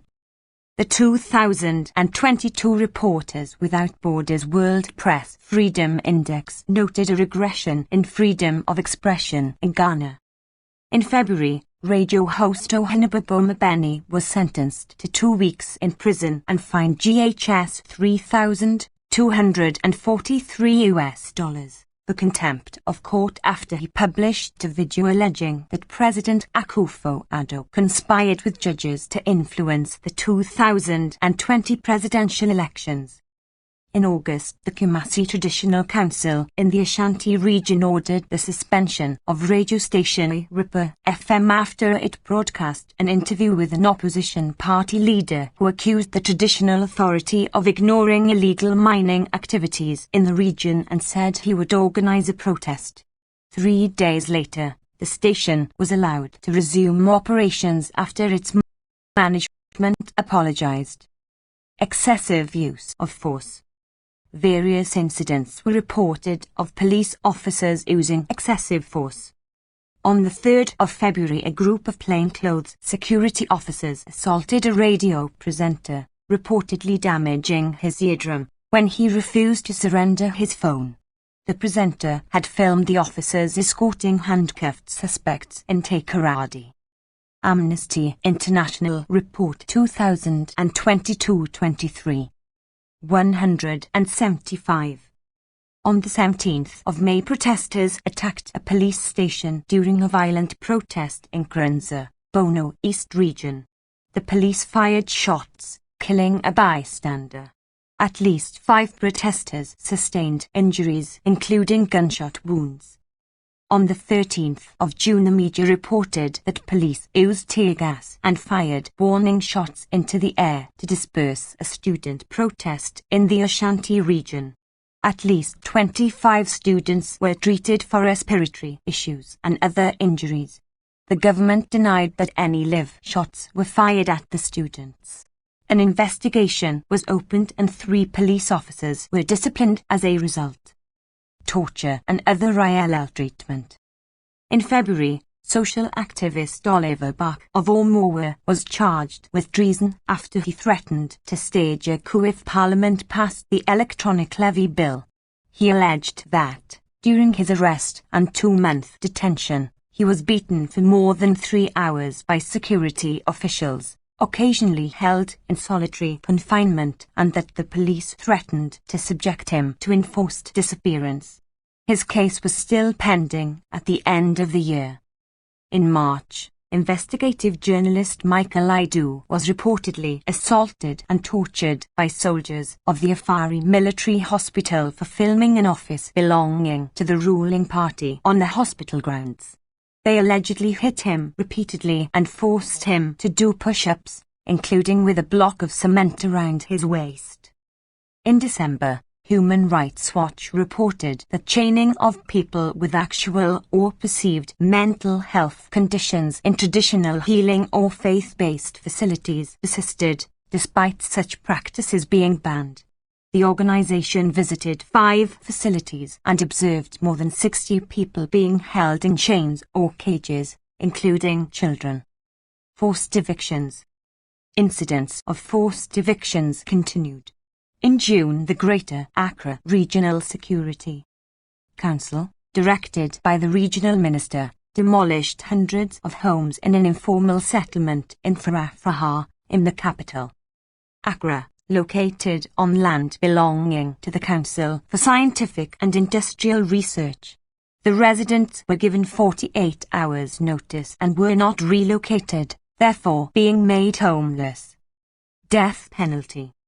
In April, the Armed Forces Amendment Bill 2022 and the Criminal Offences Amendment Bill were introduced to Parliament to replace the death penalty with life imprisonment for military and ordinary crimes. At the end of the year, the bills were still under consideration in Parliament. The amendments would not abolish the death penalty for high treason, which is provided for by the Constitution. Lugbt people's rights. Discrimination against Lugbt people continued. The promotion of proper human sexual rights and Ghanaian family values Bill 2021 was pending in Parliament at the end of the year. The bill further criminalised Lugbt people and introduced prison sentences for anyone expressing support or sympathy towards Lugbt people. Women's and girls' rights. The Affirmative Action Bill remained pending at the end of the year. The bill was an effort to address gender imbalance in the private and public sectors. Hundreds of women accused of being witches remained banished to 6 witch camps. In August, 7 people were arrested and charged over the deaths of a man and a woman who were forced to drink a concoction made by a priest after they were accused of being witches. At the end of the year, a draft bill remained pending to amend the Criminal and Other Offences Act 1960, Act 29. The bill would prohibit declaring, accusing, naming or labelling someone as a witch or employing another person to do so. Children's rights. Child labour persisted, especially in agriculture. In April, a documentary by the UK-based Channel 4 television station 176. Amnesty International Report 2022-23 showed footage of children as young as 10 working with machetes in cocoa farms. In August, 60 Ghanaian children between the ages of 5 and 17 accused a cocoa producer of violating child labour laws. The children's lawyers claimed that they suffered physical injuries and reptile bites, were exposed to toxic pesticides and fertilizers, and often missed school. Greece. Hellenic Republic Head of State, Katerina Sakellaropoulou Head of Government, Kyriakos Mitsotakis. Reports of unlawful use of force against peaceful protesters persisted. Pushbacks of refugees and migrants persisted. the authorities' crackdown on NGOs working to help refugees and migrants continued. A controversial bill that lacked effective safeguards for individuals subjected to surveillance became law. Violations of the rights of conscientious objectors to military service persisted. A collective complaint filed with the European Committee of Social Rights detailed the devastating health impacts of austerity measures. Excessive use of force. Reports of unnecessary and excessive use of force by law enforcement officials during the policing of demonstrations persisted. In May, student Yannis Douzakis sustained serious injuries to his mouth and jaw after riot police reportedly used unlawful force, including stun grenades, to disperse students peacefully protesting at Thessaloniki University. In November, a court rejected the authorities' appeal against a first-instance decision that found the Greek state responsible for the serious injury of journalist Manolis Kyprios by police in 2011. Right to life. In May, a court found 2 men guilty of lethal bodily harm in connection with the death of LGBT activist Zach Kostopoulos in 2018. 4. Police officers also charged in connection with Zach Kostopoulos's death were acquitted, raising concerns around impunity. In September, a prosecutor proposed that 7 police officers be referred for trial on charges of homicide with possible intent in relation to the killing of Nikos Sambanis, an unarmed 18-year-old Roman man who died following a fatal shooting by police in October 2021. In December, Kostas Frangoulis, a 16-year-old Roma, was shot in the head during a police chase and died in hospital 8 days later. A police officer was charged with homicide with possible intent and illegally firing his weapon and was released on conditional bail. Refugees and migrants' rights. Over 18,000 refugees and migrants arrived by sea and land, compared with some 9,000 in 2021. The mortality rate increased dramatically, with 326 estimated dead and missing people, compared to 115 in 2021. As tragic shipwrecks in October and November led to dozens of deaths and missing people, UNHCR, the UN Refugee Agency, and the International Organization for Migration called for safe pathways. On Samos, authorities continued to illegally detain some of the asylum seekers residing in the EU-funded closed controlled island facility by preventing them from exiting. Pushbacks. NGOs and journalists continued to report pushbacks and other abuses against refugees and migrants on land and at sea. In several instances, groups were stranded in harrowing conditions on islets in the Evros River. In some cases, despite the European Court of Human Rights, ECTR, ordering interim measures in favour of the individuals and asking Greece not to remove them, rescue operations by the authorities were reportedly late or people were pushed back. In March, the National Transparency Authority, NTA, a body tasked by the government to investigate pushbacks, announced the conclusion of an investigation which found no irregularities in the conduct. Amnesty International Report 2022-23. 177. Of the Greek authorities, NGOs requested that the NTA release the full report, called for accountability and transparency, and restated that the NTA could not be considered constitutionally independent. The ECTR delivered a milestone ruling in July concerning the sinking of a migrant boat off the island of Pharmakonizai in 2014, when 11 of the 27 passengers died. The applicants argued that the boat had capsized because the Greek Coast Guard used dangerous maneuvers to push them towards Turkey. The ECTR found Greece responsible for several violations, including of the right to life, due to shortcomings in Greece's rescue operations and investigation of the incident. several pushback cases remained pending before the ECTHRA and the UN Human Rights Committee at the end of the year. In October, news outlets leaked a report by OLAF, the EU's anti-fraud agency, which examined serious allegations against the EU Border and Coast Guard Agency, Frontex, including the possible involvement in and/or cover-up of illegal pushbacks in Greece. The report found serious faults in Frontex's handling of incidents, which raised fundamental rights issues. Economic, social and cultural rights. In February, the authorities announced the termination of the EU-funded Destia urban housing scheme for asylum seekers in vulnerable situations and reduced accommodation places. NGOs expressed concerns that those affected were transferred from apartments, with little notice, to camps in isolated locations, with negative implications for their access to essential services. NGOs reported that recognised refugees returned to Greece under the EU's Dublin regulation faced obstacles, including in receiving identification documents, which affected their access to healthcare, housing and other services.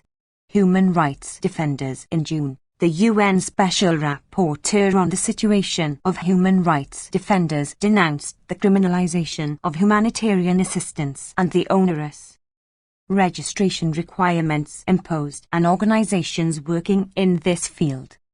Criminal proceedings against human rights defenders Sarah Madini and Sean Binder arising from their work rescuing and assisting refugees and migrants remained open. In December, the founder of the NGO Greek Helsinki Monitor, Panayotis Dimitris, under criminal investigation for his work on the rights of refugees and migrants, was summoned to appear before a judge for felonies related to his work with asylum seekers and risked house arrest and a ban on his work for the NGO. Right to privacy. In April, media reports revealed that the phone of Greek journalist Thanasis Koukakis had been infected by the spyware Predator between July and September 2021 and had also been wiretapped by the Greek National Intelligence Service, NIS, in 2020. The leader of the Pasakynal opposition party and member of the European Parliament Nikos Androulakis, and Christos Spurtsis, a former minister of the Syriza opposition party, were also targeted with Predator. The phone of Nikos Androulakis was additionally wiretapped by the NIS. A judicial investigation began in April into the spyware allegations, and in November another judicial inquiry was initiated after a newspaper published a list of high-profile individuals allegedly under state surveillance and/or targeted with Predator. In December, Parliament passed a controversial bill that lacked effective safeguards for individuals subjected to surveillance and legalised the use of spyware technology by the authorities. Freedom of expression. In February, human rights defenders Panayotis Dimitris and Andrea Gilbert were convicted of false accusation after they had submitted a complaint about what they deemed an anti-Semitic and discriminatory statement made by a senior bishop of the Greek Orthodox Church in 2017. In May, a court in Athens heard a lawsuit against journalists Stavroula Poulimeni and their 178. Amnesty International Report 2022-23. Independent media cooperative Altivis for allegedly breaching data protection laws by reporting on the conviction of a gold mining company's senior executive for environmental damage. Applications. Greece has not implemented the 2021 UN Human Rights Committee decision in the case of conscientious objector Lazaros Petromlides, which found multiple violations of the freedom of assembly. In September, the president of the Federation of Greek Hospital Doctors Associations was referred to trial after being charged under a controversial law on public outdoor assemblies for alleged insubordination and obstruction of traffic during a health workers' protest in September 2020. Concerns arose about the prosecution of two Amnesty International activists indicted on several misdemeanor charges following their arrest by police after a protest in November. Discrimination. In April, the Racist Violence Recording Network reported 72 incidents of racist violence in 2021. The appeal trial in the case of the far-right Golden Dawn Party commenced in June. In a landmark verdict in October 2020, the first instance court found, among other things, that the party's political leadership had been guilty of running a criminal organization whose members had committed a series of violent crimes, including against migrants and refugees. Conscientious objectors' rights. Serious violations of the rights of conscientious objectors to military service continued, including trials and repeated sentencing by military courts. According to official data revealed in 2022, in 2021 the percentage of recognition for conscientious objectors who invoke non-religious grounds had fallen to 0%. Several appeals to the Supreme Administrative Court against the discriminatory rejection of applications for conscientious objector status were pending at the end of the year. In December, a retrogressive proposed legal amendment sought to increase the number of military members of the committee examining such violence against women and girls. During the year, 17 women were killed by their partners or former partners. In October, a 19-year-old woman reported being raped by two police officers in Omonia police station in Athens. The two officers were charged with group rape and released on conditional bail. A third officer was charged as an accessory. The investigation was ongoing at year's end. Economic, social and cultural rights. In November, Amnesty International filed a collective complaint with the Council of Europe's European Committee of Social Rights. This documented how the Greek authorities breached the rights to health and non-discrimination because of the impact of austerity measures introduced following the economic crisis of 2009 to 2010 and how this continued to affect the health system's ability to respond to the COVID-19 pandemic. Detainees' rights. In October, civil society expressed concerns that new legislation reforming the correctional code would further limit prisoners' rights, including that of temporary release, and contribute to the persistent overcrowding in Greek prisons. Guatemala. Republic of Guatemala Head of State and Government, Alejandro Yamatei. Civic space shrunk as judges and prosecutors, human rights defenders and protesters faced unfounded criminal proceedings. Authorities failed to protect the right to health and the rights of liberty. Amnesty International Report 2022-23. 179 people.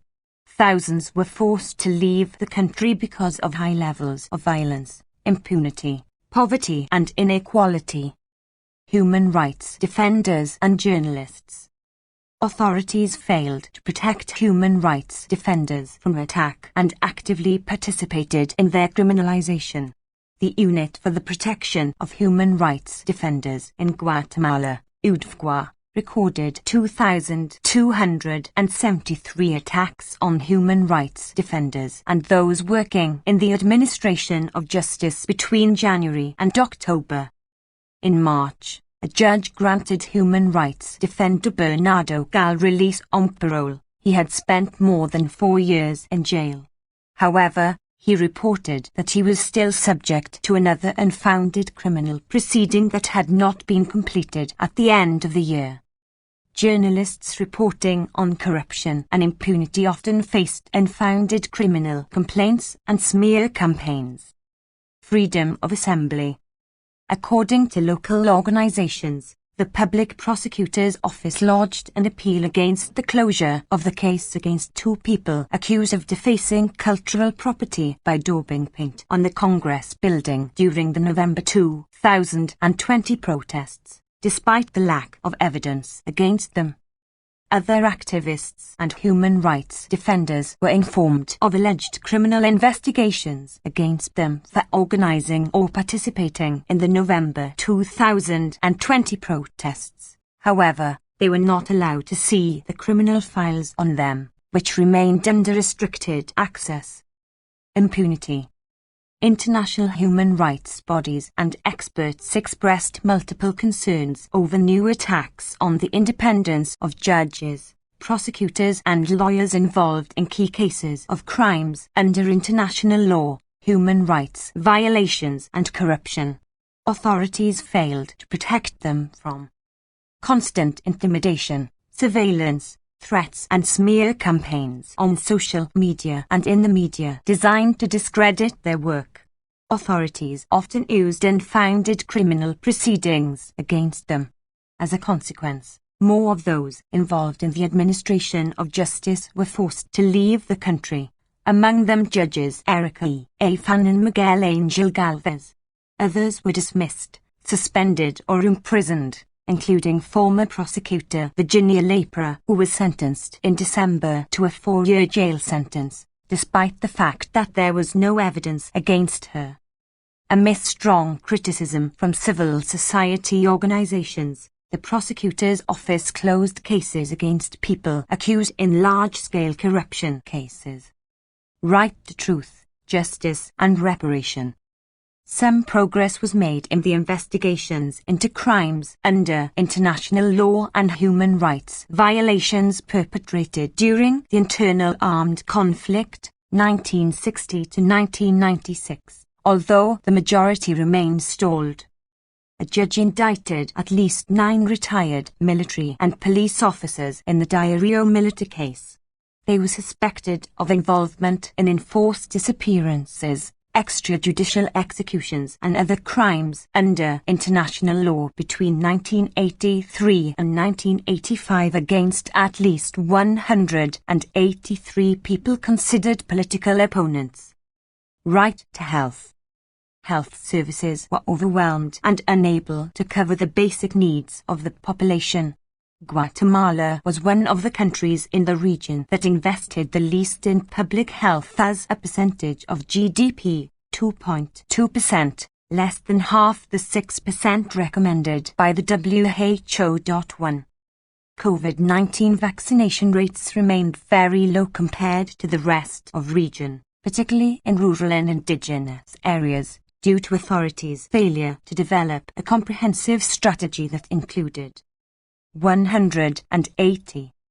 Amnesty International Report 2022-23. Providing information to indigenous leaders and communities.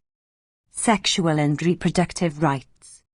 Abortion remained criminalized except when the pregnancy endangered the life of the pregnant person.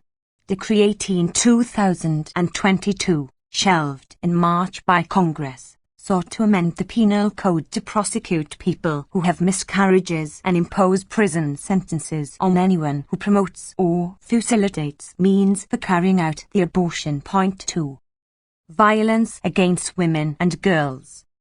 Levels of violence against women and sexual violence against girls remained high. Proceedings remained stalled against some of those accused in connection with the deaths in 2017 of 41 girls in a fire at the state-run Hogar Seguro Virgen de la Asunción shelter. LGBT people's rights. According to the National Observatory for LGBT+ Rights, at least 29 people were killed because of their sexual orientation or gender identity in 2022. Same-sex marriage was not recognized. In March, following national and international pressure, Congress shelved Decree 18/2022, which expressly prohibited same-sex marriage and the teaching of sexual diversity and gender equality in schools. However, Bill 5940, which sought to prohibit the dissemination of information on transgender identities and non-heterosexual relationships in school sexuality education programs, was in the final stage of approval at the end of the year. failure to tackle the climate crisis and environmental degradation. In May, the government announced a new NDC, committing to reduce by 11.2% its greenhouse gas emissions with its own resources and up to 22.6% of its total greenhouse gas emissions by 2030, compared to 2016 levels, with technical and financial support from the international community. In its NDC, Guatemala also committed to combat deforestation. However, human rights defenders and indigenous experts reported that illegal logging, the destruction of natural areas, the expansion of monocultures and the contamination of watersheds continued, as well as attacks against environmental defenders and indigenous communities. 1. Americas, unequal and lethal, the 27th of April. 2. Guatemala, discriminatory law puts lives and rights at risk, the 11th of March. Guinea.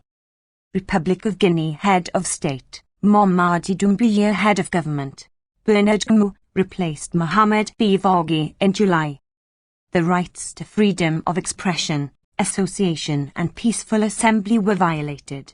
Members of civil society who expressed criticism over the political transitional period were arbitrarily arrested and detained. Protesters were killed during protests by members of the defense and security forces. The trial about the 28th of September 2009 massacre opened, 13 years after the events. Victims of sexual violence continued to be denied appropriate medical and psychological care and faced obstacles to justice. Background. In October, the National Committee of the Rally for Development, CNRD, which took power in a coup on the 5th of September 2021, agreed with ICAO as a 2-year transition for the restoration of the constitutional order. However, the start date of this transition was subject to debate. Freedom of expression, association and assembly. The authorities violated the rights to freedom of expression, association and peaceful assembly. On the 13th of May the CNRD announced Amnesty International Report 2022-23. 181. A ban on all demonstrations on the public highway likely to compromise social peace and the proper execution of the activities contained in the timetable, for the time being until the election campaign periods. Point 1. On the 8th of August, the transitional authorities dissolved the National Front for the Defense of the Constitution, FNDC, a coalition of civil society organizations and political parties demanding the return to constitutional order. On the 15th of August, the UN High Commissioner for Human Rights stated that such a measure constitutes a serious infringement of the rights to freedom of association and peaceful assembly and asked the authorities to reverse this decision. Arbitrary arrests and detentions.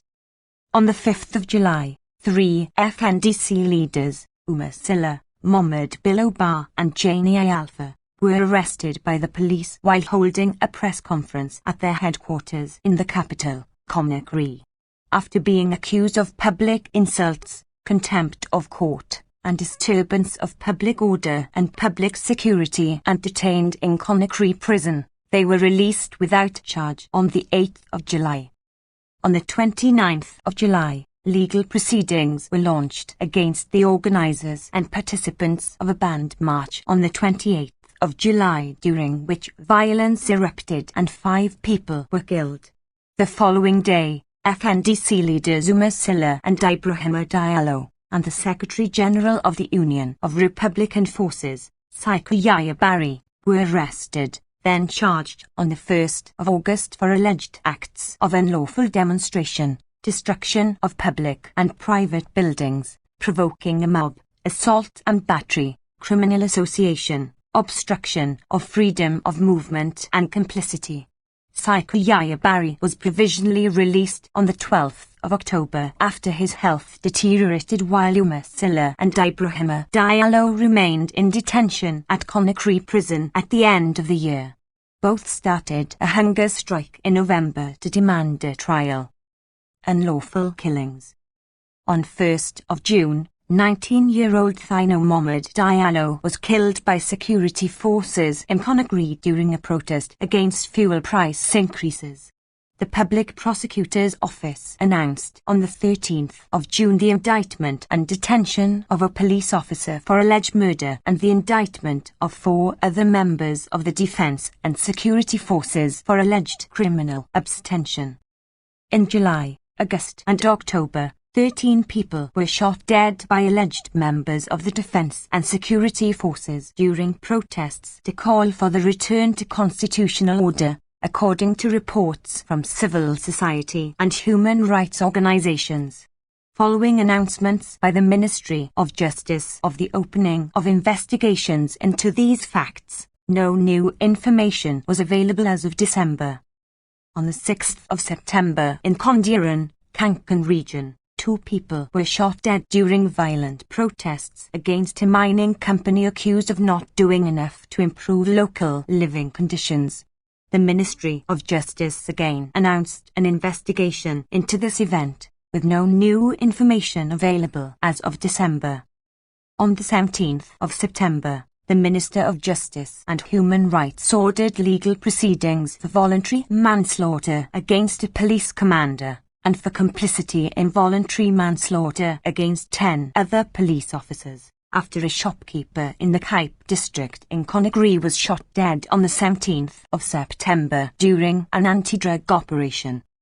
Detainees' rights.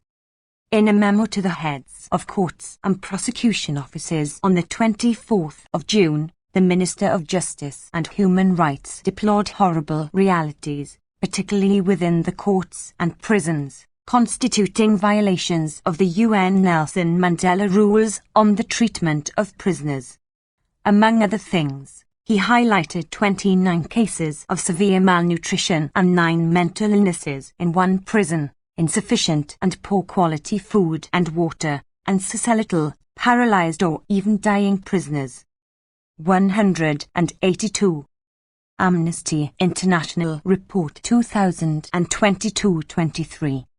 Right to truth, justice and reparation.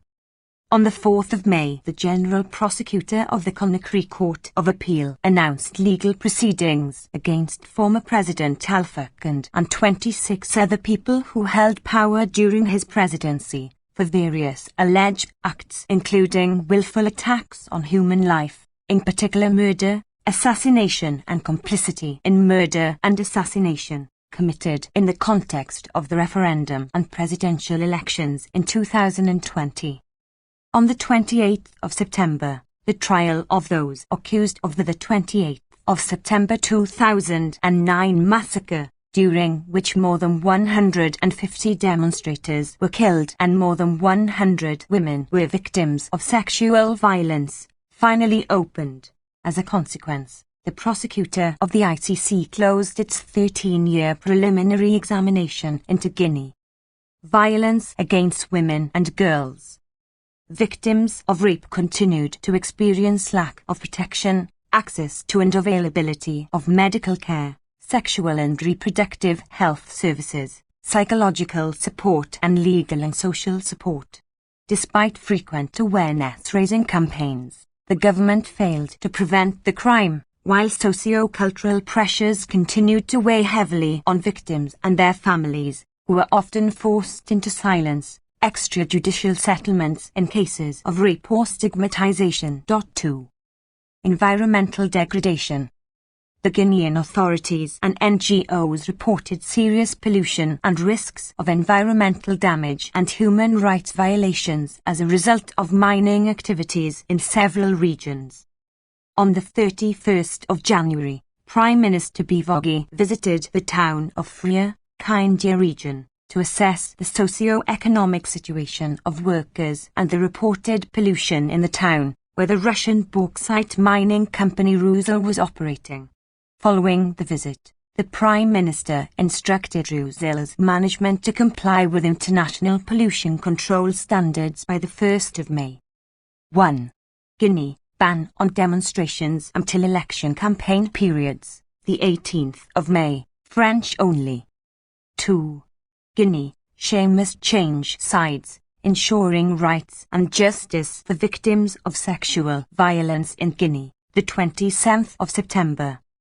Haiti, Republic of Haiti, Head of State and Government, Ariel Henry, acting. Some 4.5 million Haitians did not have enough to eat as fuel prices rose, and gang violence displaced thousands. Impunity remained entrenched for massacres, kidnappings and sexual violence.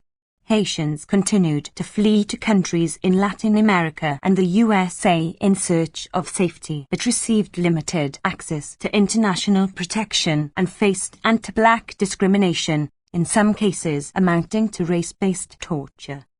Background: gang violence caused widespread insecurity, led to a kidnapping crisis and left thousands internally displaced.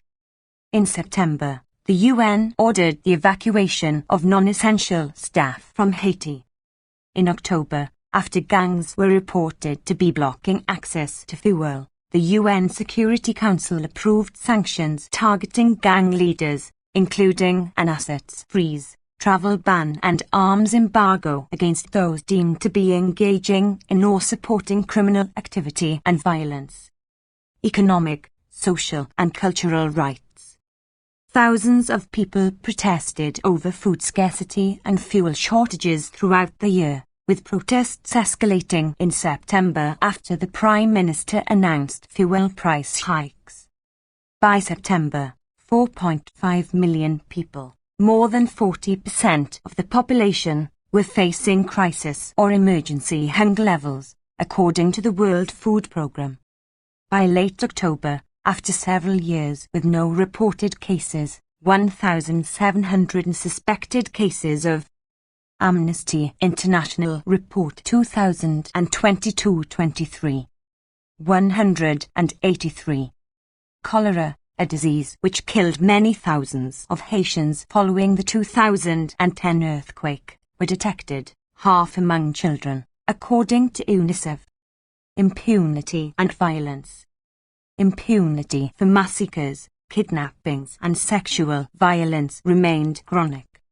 From January to the end of June, the UN Human Rights Office documented 934 killings, 684 injuries and 680 kidnappings across the capital, Port-au-Prince.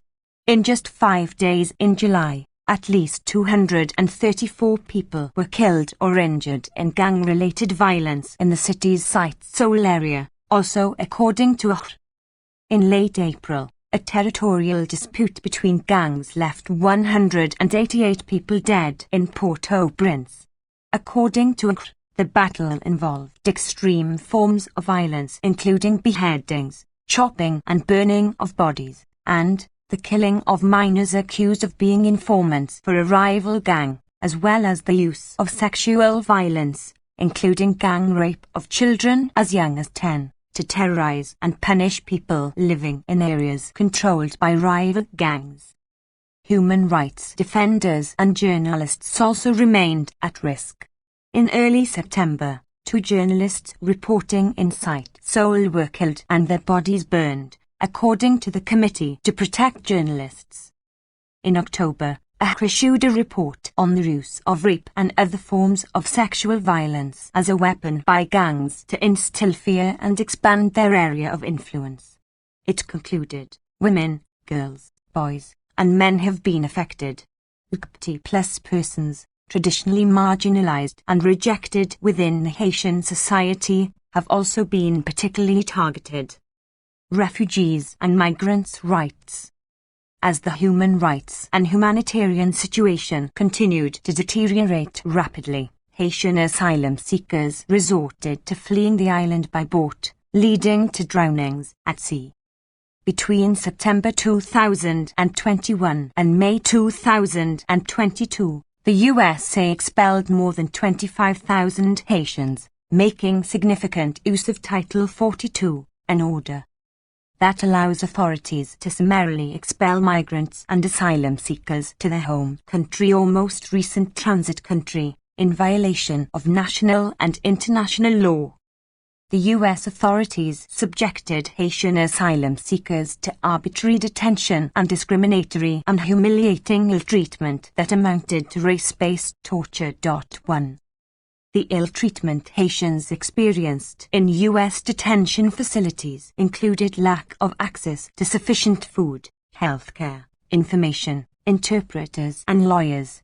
Haitian asylum seekers also reported that they were returned to Haiti by plane in handcuffs and shackles, causing severe psychological pain and suffering due to its association with slavery and criminality, in violation of international human rights law, which absolutely prohibits torture and other ill treatment. 1. USA. They did not treat us like people. Race and migration-related torture and other ill treatment of Haitians seeking safety in the USA, the 22nd of September. Honduras. Republic of Honduras Head of State and Government, Xiomara Castro, replaced Juan Orlando Hernandez in January. Human rights defenders faced high levels of violence.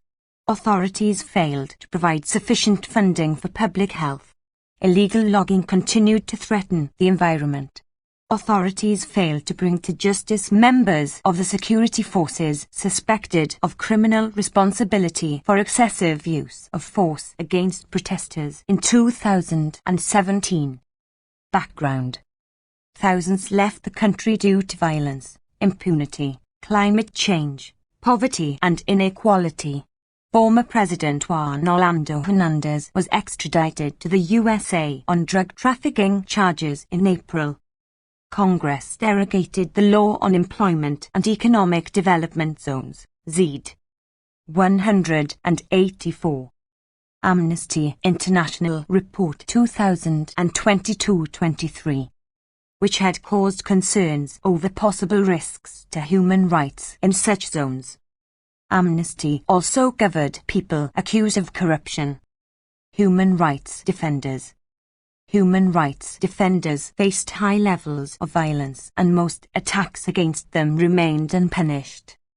In June, a tribunal sentenced David Castillo to 22 years imprisonment for his role in the 2016 killing of indigenous Lenca and environmental defender Berta Cáceres. However, no progress was made in bringing to justice those who planned the killing. Following a Supreme Court ruling citing violations of the right to due process, 8 defenders of the Guapenal River case were released in February. When they had been arbitrarily detained for more than 2 years. In a separate decision, this court annulled similarly unfounded criminal proceedings against another 5 Guapenal defenders.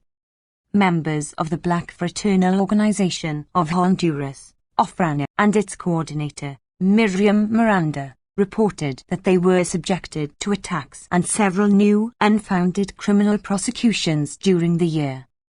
By the end of the year, Honduras had not signed the Escazú Agreement. Right to health. Health services remained under serious strain. Honduras continued to invest far less in public health than the 6% of GDP recommended by the WHO. 2. Abortion remained banned in all circumstances. In December, authorities authorized the use of emergency contraception for survivors of sexual violence, sexual and gender-based discrimination and violence. Same-sex marriage was not allowed by law and levels of violence against LGBT people remained high. In May, in line with the 2021 ruling by the Inter-American Court of Human Rights, authorities recognized their responsibility for human rights violations against trans-sex worker and rights defender Vicky Hernandez, who was killed in 2009. 1. Honduras. Further information, prisoners of conscience released, the 10th of March. 2. Americas, unequal and lethal, the 27th of April. Environmental degradation. There was concern at the failure to ensure the free, prior and informed consent of indigenous peoples to the implementation of proposed projects in line with the EU's forest law enforcement, governance and trade initiative to address the country's extensive problem of illegal logging, freedom of assembly and impunity.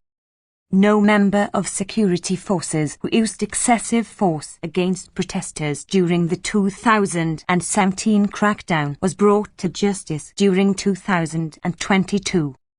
In February, Congress passed a law providing for a broad amnesty, including for people criminalized for participating in protests since the 2009 coup and for defending territories and the environment. However, there were concerns that Hungary head of state, Katalin Novak, replaced János Áder in May, head of government, Viktor Orbán. Discrimination against LGBT and Roma people persisted. Women's sexual and reproductive rights suffered significant rollback. Teachers were denied the right to strike. Pushbacks of refugees and migrants continued in violation of EU law. The European Court of Human Rights ruled that Hungary had violated the ban on collective expulsions. Other judgments from the court were not fully implemented. Amnesty International Report 2022-23. 185. Background. In early April, incumbent Prime Minister Viktor Orbán secured a majority of seats in the new parliament and began his fourth consecutive term in office. The first woman president, Katalin Novak, took office in May. In late April, the European Commission notified Hungary that it had activated the conditionality mechanism, which allows the EU to cut off funding to a member state if it breaches principles underpinning the rule of law.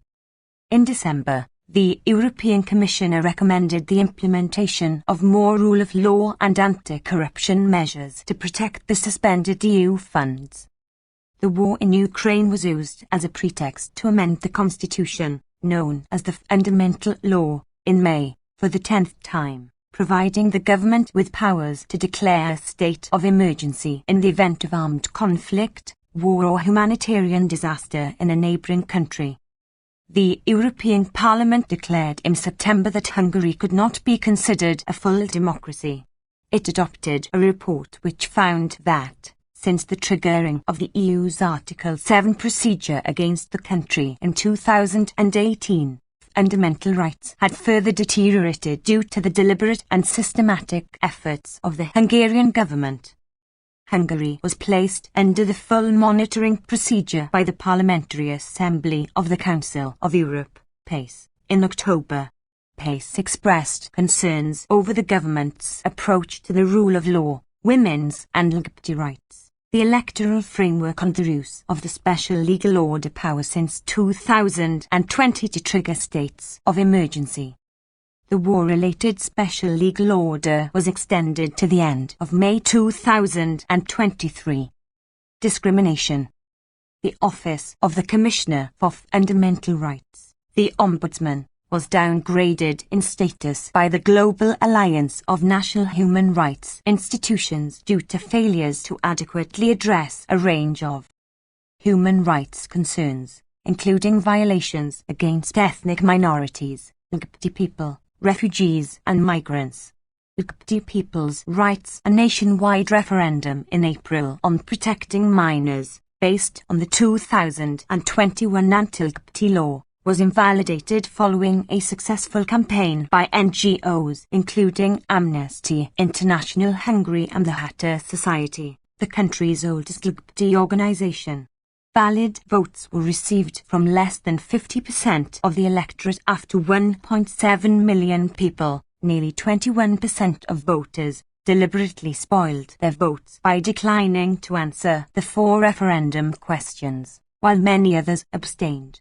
The National Election Commission found the NGOs in violation of the law and issued fines, but the country's highest court, overturned some of the decisions on appeal.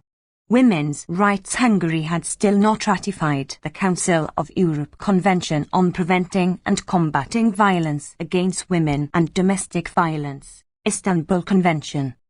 In September, protests took place against a new regulation requiring pregnant women seeking an abortion to first demonstrate, by providing a clinician's report, that they had listened to the fetal heartbeat.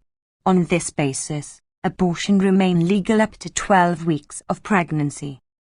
A report titled Is Pink Education Occurring in Hungary?, published in July by the State Audit Office, warned that overrepresentation of women in higher education could cause demographic problems, making it harder for women to find a partner and potentially leading to a reduction in childbearing. Several academics and NGOs criticized the analysis, expressing concern over the stereotyping of women. Roma. In May, the European Court of Human Rights, ECTR, ruled that Hungary violated the right to privacy of a Roma man when local authorities conducted unlawful inspections of homes in the town of Gianni-Sparta in 2011. The ECTR held in July that Hungary violated the prohibition of inhuman and 186. Amnesty International Report 2022-23. Degrading treatment in 2014 when police handcuffed and beat a Roma man in the town of Inks. The judgment required the state to pay €19,500 compensation to the victim. Freedom of association and assembly. Teachers' unions applied to the ECTR in September to challenge the government's unlawful restrictions on their right to strike. Thousands of people protested throughout the year in solidarity with teachers demanding the right to strike and reform of public education. Teachers were unfairly dismissed from several schools for taking part in the demonstrations. Right to privacy. In September, the ECTR reiterated its former judgment that no independent external control existed over secret surveillance in Hungary and no remedies had been provided for the victims of related human rights violations. The ECTR also found that the Data Protection Authority lacked the competences to be an effective check on the secret services. Refugees and migrants' rights. More than 2 million people who had fled Ukraine through Hungary since the start of the war received first assistance there. Some 33,168 people had applied for temporary asylum by end of December. Pushbacks of refugees and migrants at the southern border continued, reaching 157,879 cases by the end of December. Frontex, the EU Border and Coast Guard Agency, having suspended its operations in Hungary in January 2021, declared in September that it would provide support for the repatriation of third country nationals only if Hungary complied with EU rules. The ECTR ruled in September that Hungary violated the ban on collective expulsions when in 2016 an Iranian asylum seeker was part of the group pushed back to Serbia and was abused by the Hungarian police. The ECTR issued 3 judgments against Hungary, in February, June and August, concerning the illegal and arbitrary detention of asylum seekers in the transit zone between Serbia and Hungary. The Committee of Ministers of the Council of Europe expressed profound concern in September that, almost 3 years after the ECTR judgment in Ilias and Ahmed v. Hungary found that authorities failed to meet their obligation to assess the risks of ill treatment before removing asylum seekers to Serbia. A reassessment of the legislative presumption of safe third country in respect of Serbia had not been carried out.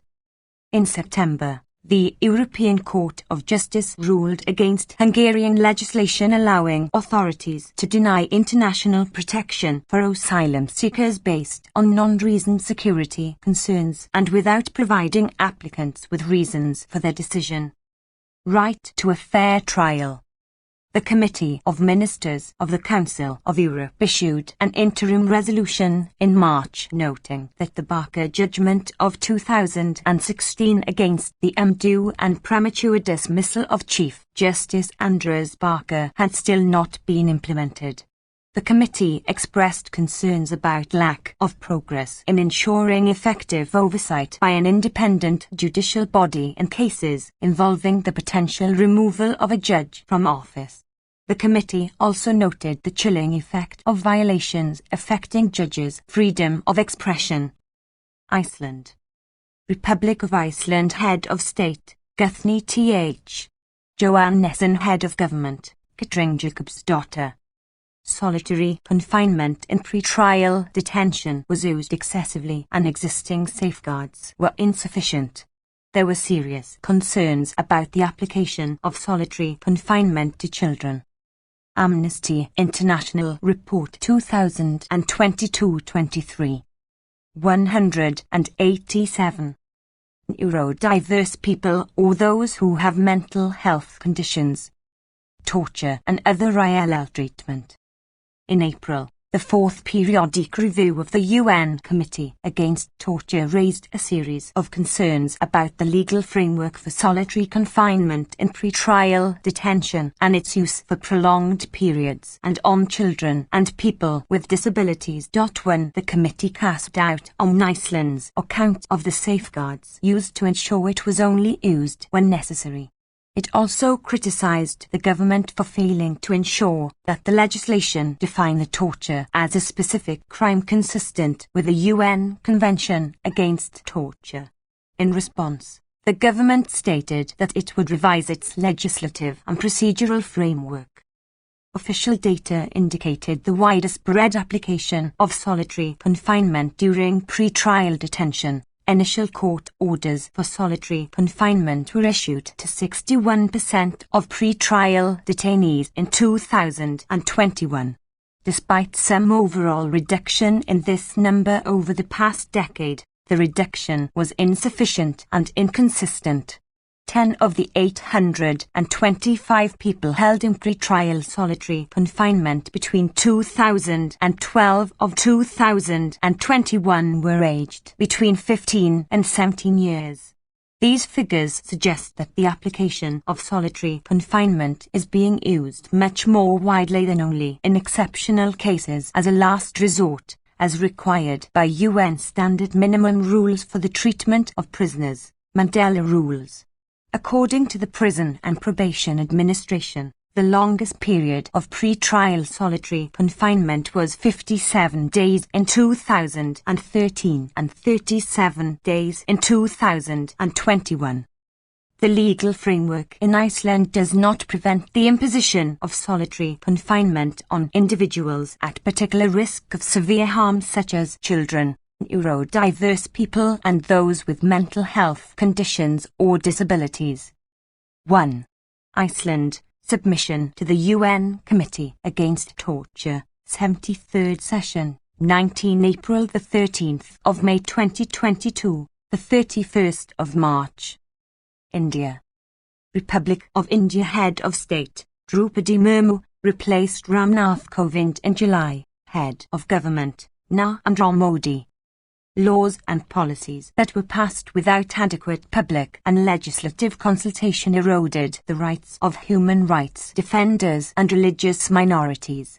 The government selectively and viciously cracked down on religious minorities, and explicit advocacy of hatred by political leaders and public officials towards them was commonplace and went unpunished. Punitive demolitions of Muslim family homes and businesses were carried out with impunity. Peaceful protesters defending minority rights were presented and treated as a threat to public order. Repressive laws including counter-terrorism legislation were used rampantly to silence dissent. Authorities intimidated human rights defenders using digital technologies, including unlawful surveillance. Adivasis and marginalized communities including Dalits continued to face violence and entrenched discrimination. Freedom of expression and association. In a welcome step, On the 11th of May, the Supreme Court suspended the enforcement of Section 124A of the Penal Code, a 152-year-old provision that penalizes sedition, until the government re-examines it. In a continuing pattern of harassment and intimidation, unlawful and politically motivated restrictions were placed on civil society organizations and human rights defenders, including activists, journalists, students and academics. On the 14th of July, the lower house of Parliament banned a number of ordinary words from being spoken during parliamentary debates, including, among others, corrupt, sexual harassment, criminal, eyewash, incompetent and hypocrisy. The ban was 188. Amnesty International Report 2022-23. An attempt to police the speeches of opposition members of Parliament. On the 7th of September, the Income Tax Department conducted coordinated raids, presented as surveys, on the offices of NGOs including Oxfam, the Independent and Public-Spirited Media Foundation and the Centre for Policy Research, for alleged contraventions of the Foreign Contribution Regulation Act. On 27 and the 28th of September, mass raids were carried out against the NGO Popular Front of India, PFI, and its affiliates across India. More than 300 of PFI's senior leaders and members were arrested.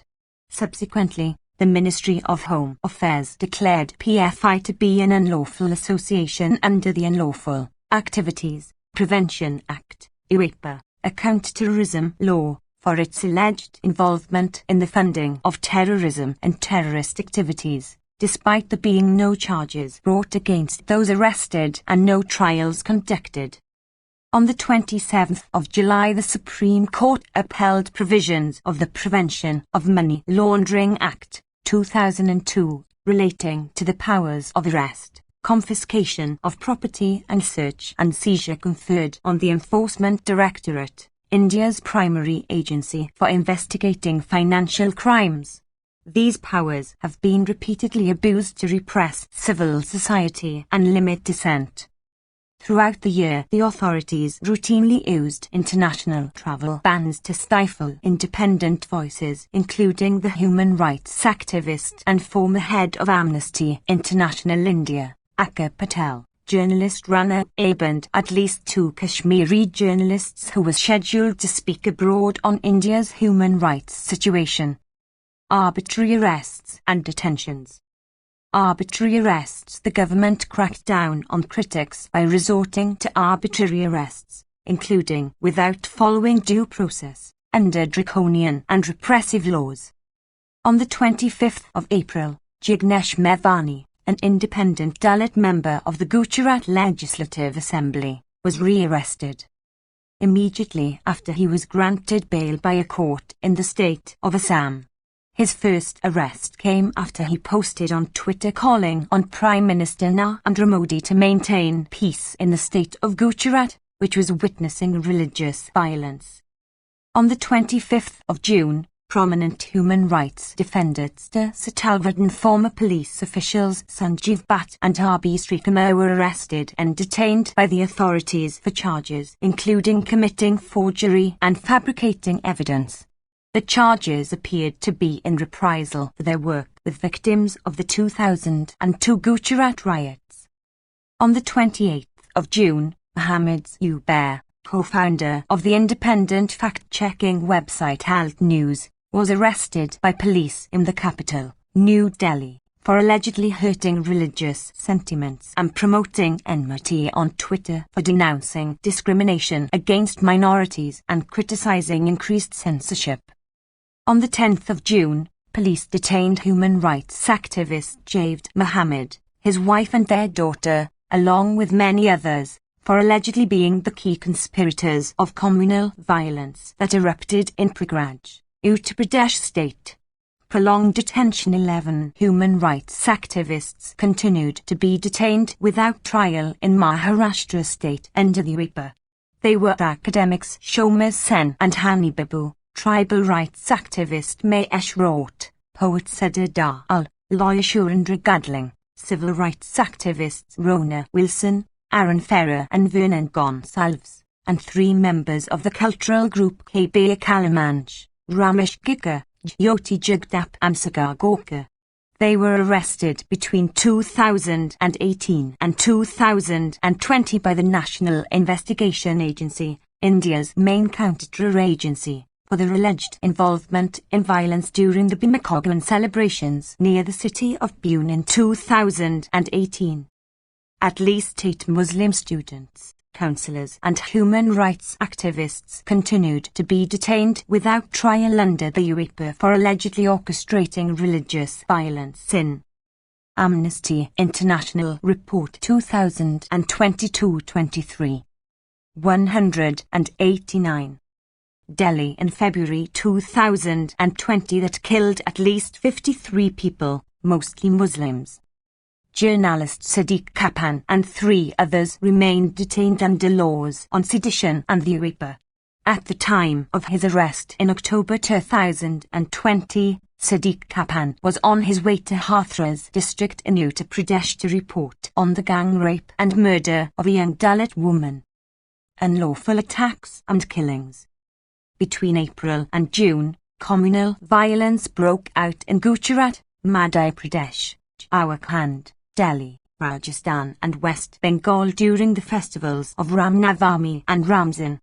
Shortly after the violence, various political leaders and public officials in Madhya Pradesh made statements threatening the demolition of protesters' properties. They included the Deputy Inspector General of Police of Khargon and the Commissioner of Police and the Home Minister of Madhya Pradesh. The latter was quoted as saying, "Whichever houses were involved in stone pelting, we will ensure they are turned into piles of stones themselves."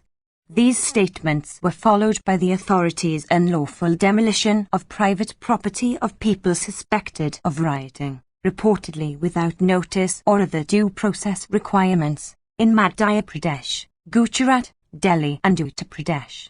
Most of the demolished properties were owned by economically disadvantaged Muslims.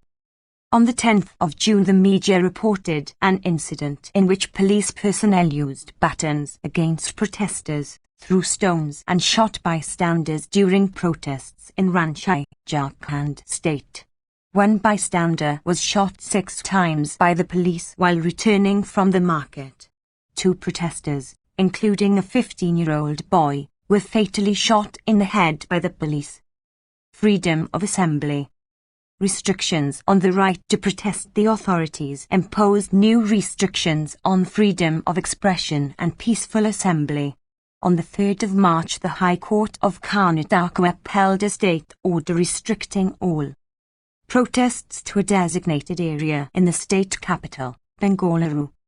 On the 26th of September, the Gujarat State Police detained human rights activist Sandeep Pandey along with 7 others who were due to participate in a march demanding a public apology to gang rape survivor Bilkis Bano. Those convicted of raping Bilkis Bano had been released from prison by the Gujarat government. Excessive use of force. The police used unlawful force and committed other human rights violations, including abusing laws to intimidate people and silence dissent. On the 10th of June, in a video reported by multiple media outlets, police officers repeatedly hit detained male protesters with batons in Saharanpur, Uttar Pradesh. One protester complained of a fractured arm.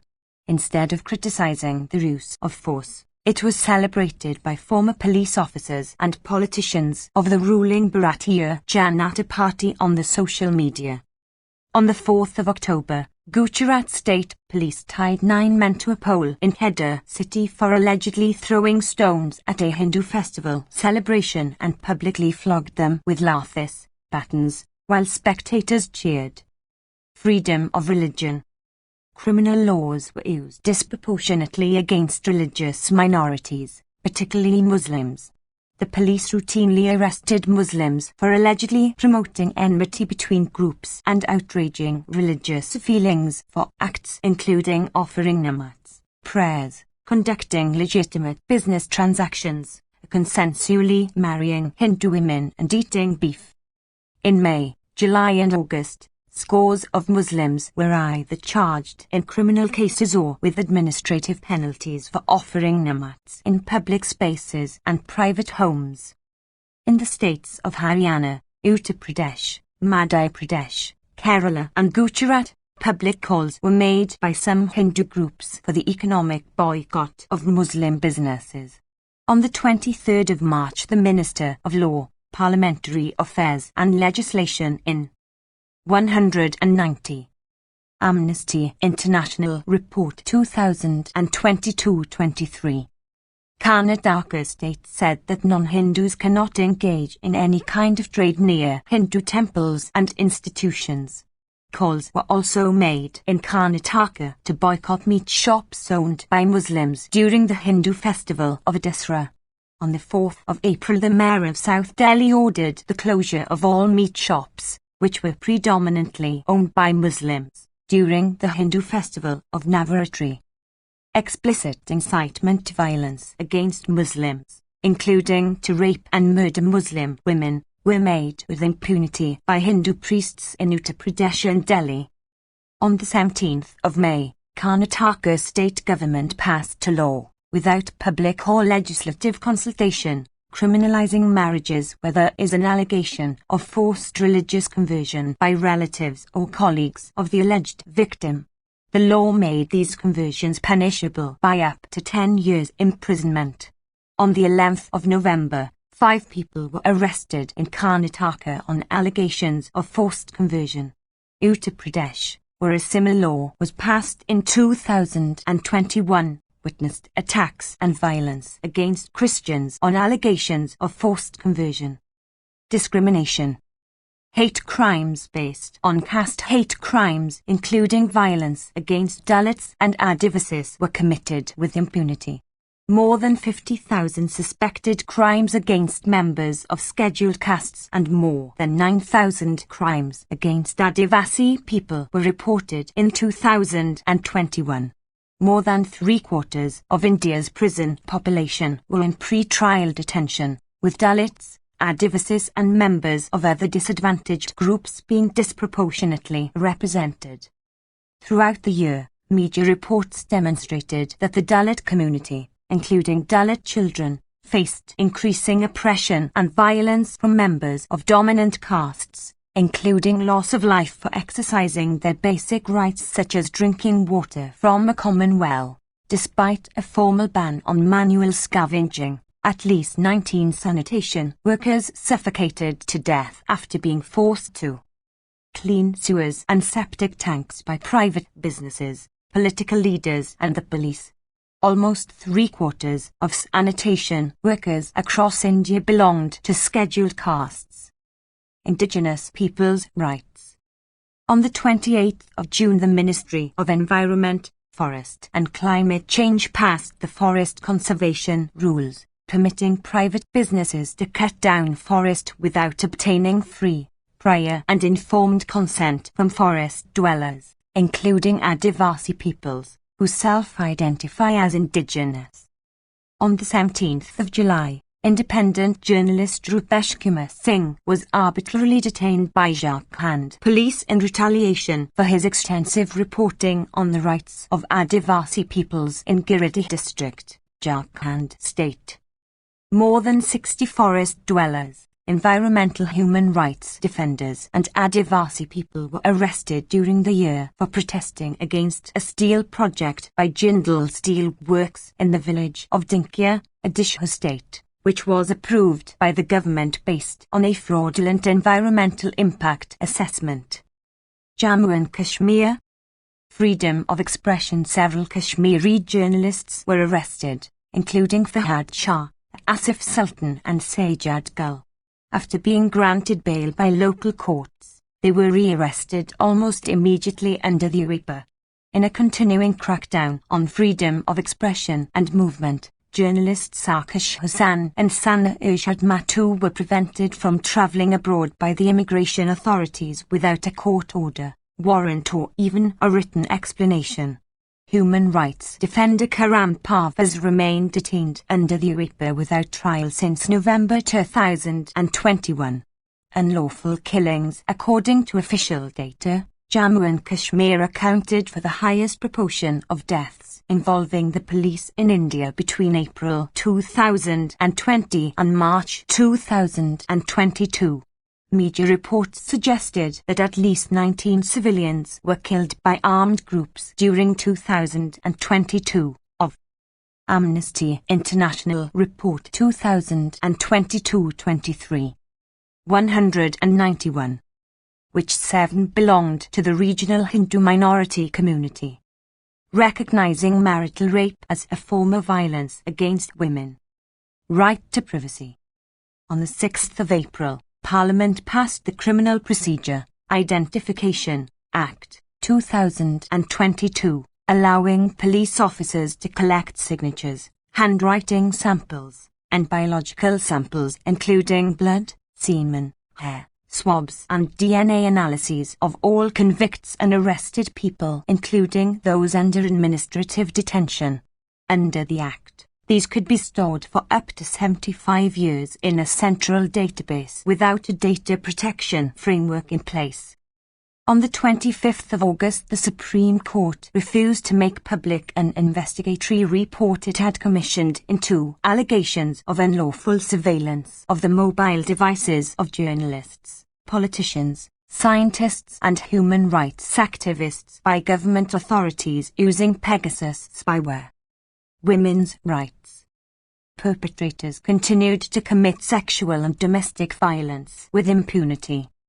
The government of the state of Karnataka imposed a ban on women and girls wearing headscarves, hijab, in public schools.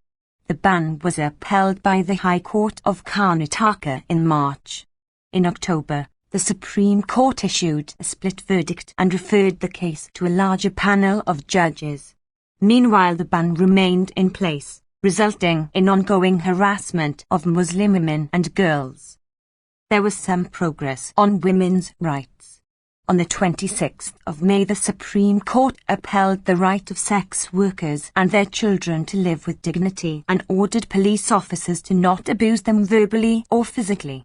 On the 29th of September, the Supreme Court progressively interpreted the 1971 Medical Termination of Pregnancy (MTP) Act and granted the right to abortion to all women, notwithstanding their marital status.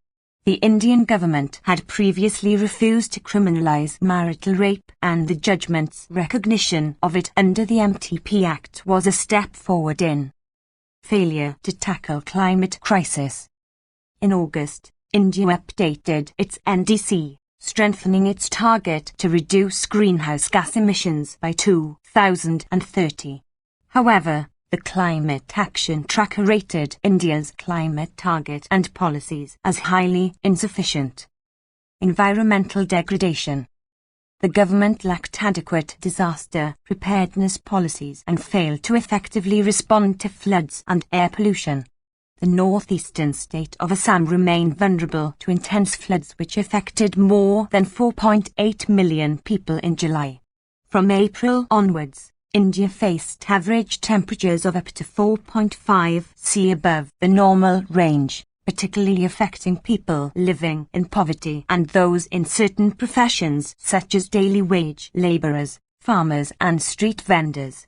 From October onwards, air quality seriously deteriorated in Delhi, largely due to stubble burning, the use of firecrackers during the Diwali festival and vehicle emissions, violating the human rights to life and health. Indonesia. Republic of Indonesia Head of State and Government, Joko Widodo. Authorities repeatedly used excessive force to break up protests, including by local communities protesting against mining operations. The crackdown on political dissent in Papua and West Papua provinces continued. Dozens of indigenous Papuans were arrested and some faced charges carrying lengthy prison terms. Freedom of expression continued to be curtailed as human rights defenders, journalists and others were subjected to physical and online attacks, and were arrested and prosecuted under repressive laws. A new law was adopted criminalizing various crimes related to sexual violence, but rape.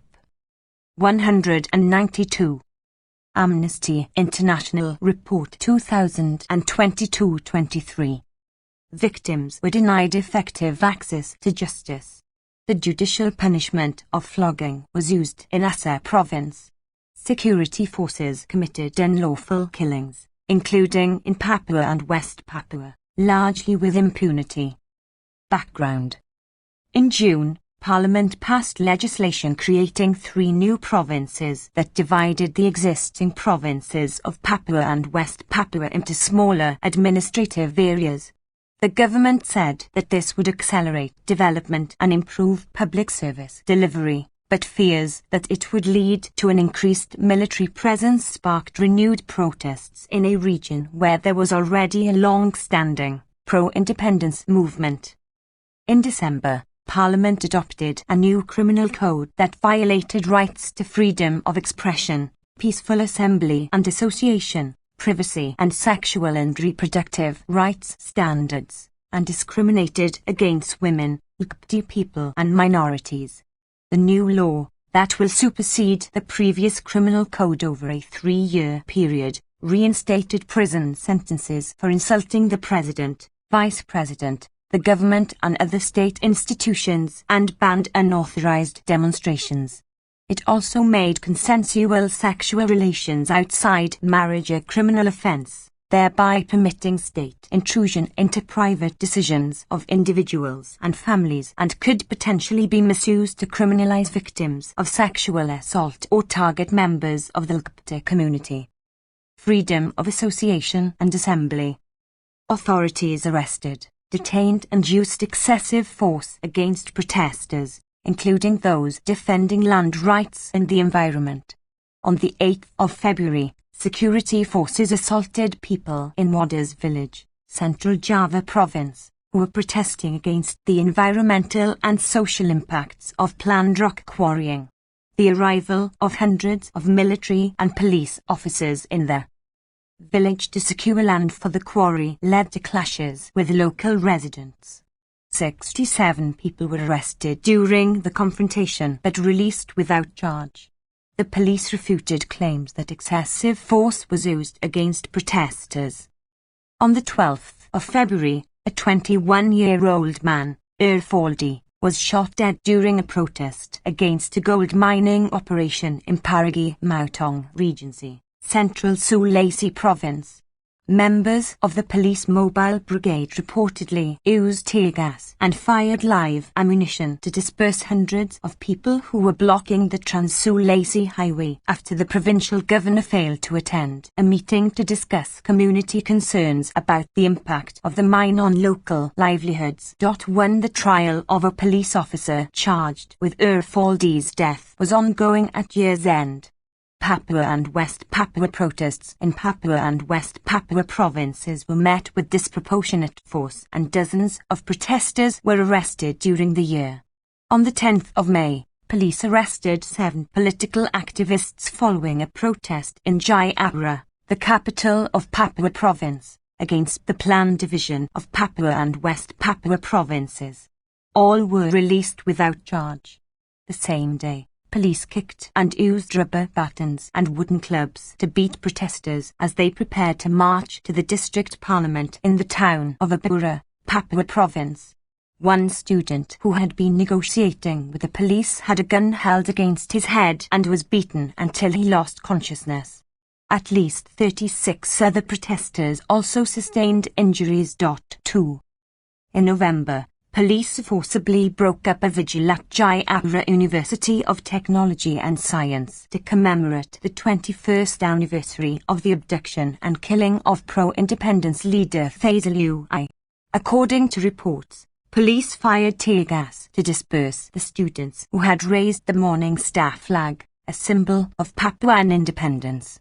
15 people were arrested, 3 of whom were subsequently charged with treason and 6 with offences relating to violence against police officers. The 3 Amnesty International Report 2022-23. 193. Students charged with treason remained in detention at year's end, while the others were released on bail. Freedom of expression.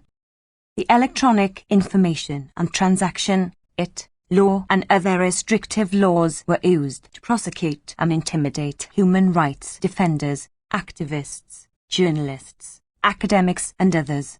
Police launched investigations under the law into 3 of the 67 people arrested in Waders village on the 8th of February in connection with sharing videos on social media of the day's events.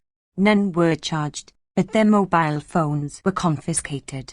Subsequently, the official Twitter accounts of the Waders anti-mining protest and the personal accounts of at least 7 activists involved in the protests were suspended. 3. On the 6th of April, the Jumeirah District Court in West Java sentenced Mohammed Kosman to 10 years imprisonment for spreading false news. He was arrested in August 2021 under law provisions on advocacy of hatred and law number 1 1946 on misinformation after uploading a video on YouTube in which he allegedly insulted Islam and the Prophet Muhammad.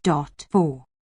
In May, police launched a criminal investigation into protests by lecturers and other staff at university in West Java province following a complaint of defamation under the law against them by a former dean of the law faculty. The complaint related to their criticism of faculty policies and practices and calls for the dismissal of the dean. At least 14 lecturers and other staff members involved in the protests were questioned, but no one had been charged by year's end. In March, police formally charged Harry Cesar and Faisha Mouladinti with defamation under the law. The 2 human rights activists were accused in 2021 of spreading false information in connection with a YouTube video in which they reported allegations that a minister and members of the military were involved in the mining industry in Papua. The 2 faced up to 4 years in prison if convicted. Journalists at least 53 cases of physical assault, digital and other attacks targeting at least 63 journalists or media institutions were reported during the year. According to media reports, police slapped and choked a journalist who was covering a student demonstration in Kendari, southeast Sulawesi province, in April. The journalist's mobile phone was seized and videos he had taken of police beating a demonstrator were deleted against his will. Between 23 and 30 September, the devices and social media accounts of at least 38 journalists and other media workers from the online media outlet Narasi were the targets of a coordinated hacking attack. 5. At the same time, Narasi's website was temporarily disabled following a cyber attack. Narasi is known for its coverage of corruption, crimes involving public officials and other controversial issues. Human rights defenders. At least 35 cases of physical and digital attacks targeting 150 human rights defenders or organizations were reported during the year. There were concerns that an arson attack at the premises of the Papua Legal Aid Institute, LBH Papua, in Jayapura on the 9th of May, in which a motorbike was destroyed, was related to the NGO's work in defense of human rights in Papua. LBH Papua filed a report with the police, but those responsible were not identified. Sexual and gender-based violence. On the 12th of April, the House of Representatives adopted the Sexual Violence Crime Bill into law. The law, first proposed by women's rights activists in 2012, criminalized 9 forms of sexual violence including, for the first time, forced marriage and physical, non-physical and cyber-sexual harassment. On the 24th of October, the independent news website con.go was temporarily disabled by a digital attack hours after publishing a report about the failure of the authorities to 194 Amnesty International Report 2022-23. Investigate the rape of a woman in 2019, allegedly involving employees of the Ministry of Cooperatives and Small and Medium Enterprises. According to the report, the survivor was forced to marry one of the alleged perpetrators, apparently as a form of restorative justice, which resulted in police investigations being halted and the release of all suspects in the case. 6con.go, which reports on women's issues and on marginalized groups, had experienced previous cyber attacks for its reporting, torture and other ILL treatment. At least 168 people were subjected to flogging in Aceh, the only Indonesian province to implement this form of punishment. In January, a woman collapsed twice while being flogged 100 times for sexual relations outside marriage. Her male partner received 15 lashes. 3 other men received 100 lashes each on the same day for adultery or facilitating adultery. 7. Unlawful killings. 36 incidents of suspected unlawful killings by security forces, involving 41 victims, were recorded during the year. 5 of these incidents, involving 9 victims, took place in Papua Province, bringing the total number of victims of suspected unlawful killings in Papua and West Papua since February 2018 to 105. Papua and West Papua. On the 15th of March, police shot dead 2 people and injured 3 others when they opened fire on protesters in Yukimo Regency who were demonstrating against the division of Papua and West Papua. Police detained 10 people, including 6 members of the Indonesian military, in connection with the killing and dismemberment of 4 Papuan men in Mimika Regency in August. An Indonesian Army Strategic Reserve commander told journalists that these constituted murders as a criminal matter, but not human rights violations. 8. On the 29th of August, security forces detained and tortured 3 men in Bade Village, Mapi Regency, resulting in the death of Bruno Kimco and serious injury to the 2 others. 918 members of UNIF Raider 600/Modang military unit were arrested but had not been charged by year's end. In March, UN experts raised concern about the deteriorating human rights situation in Papua and West Papua provinces and called for full and independent investigations, including into unlawful killings. On the 8th of December, the Human Rights Court in Makassar, South Sulawesi Province, acquitted a former military commander of the unlawful killing of 4 Papuan high school students in Paniai Regency in 2014. The trial was marred by concerns about its credibility, including because only 1 suspect was charged in the case and all of the witnesses except 2 were former members of the security forces.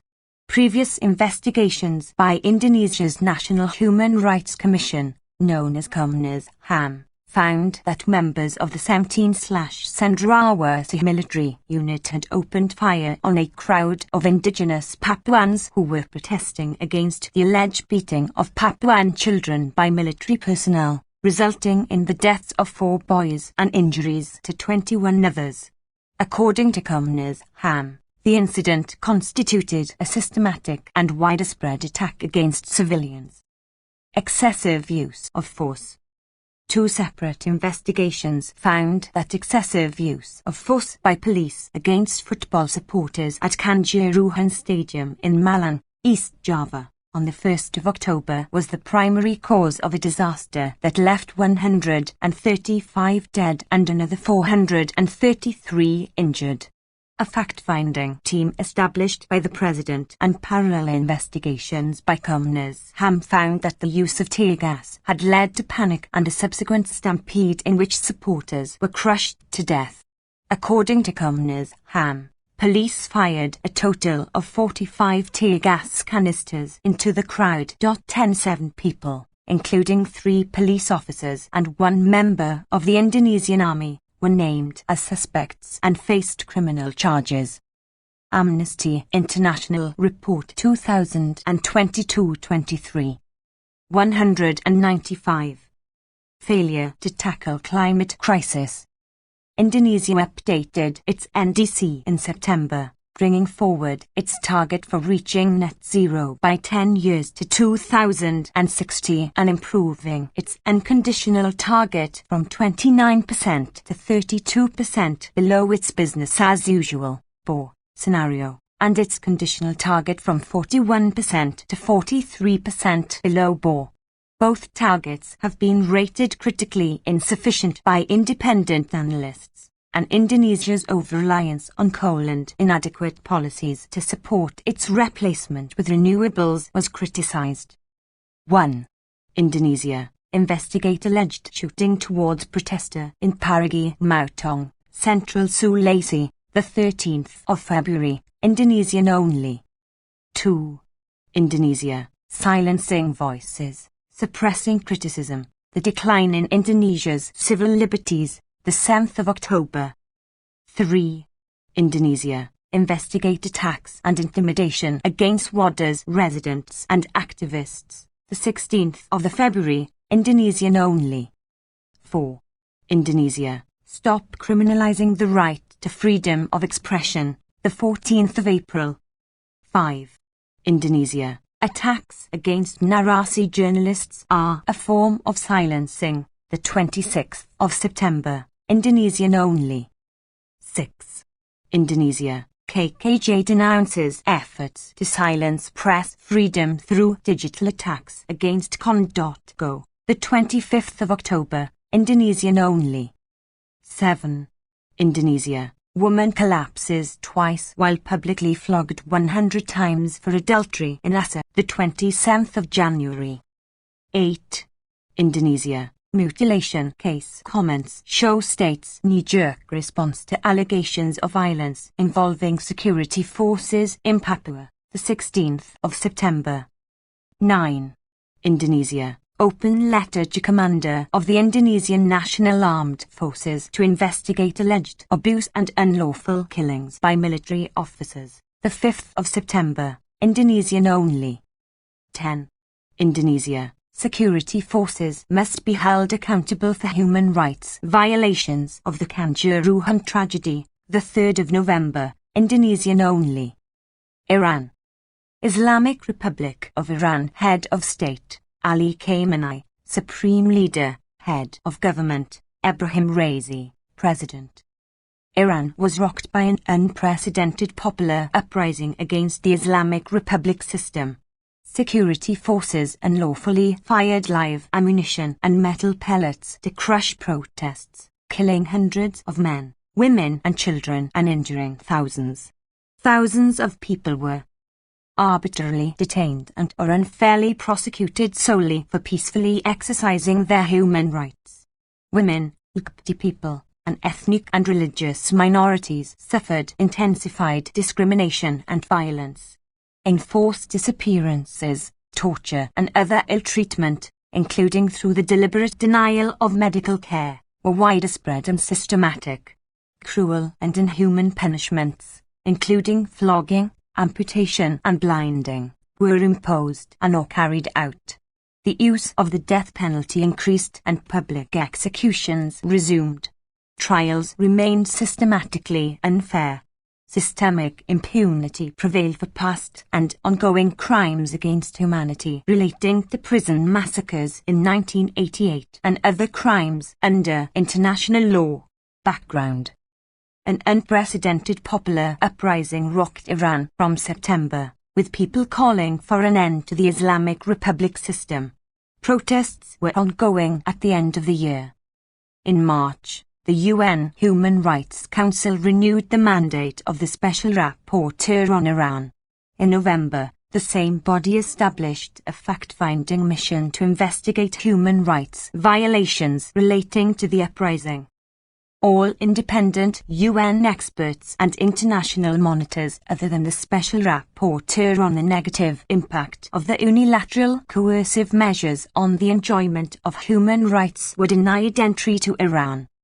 In March, Iran signed a bilateral treaty with Belgium, the transfer of sentenced persons, raising concerns about its potential use to grant impunity for Iranian state agents arrested and convicted abroad of serious human rights violations.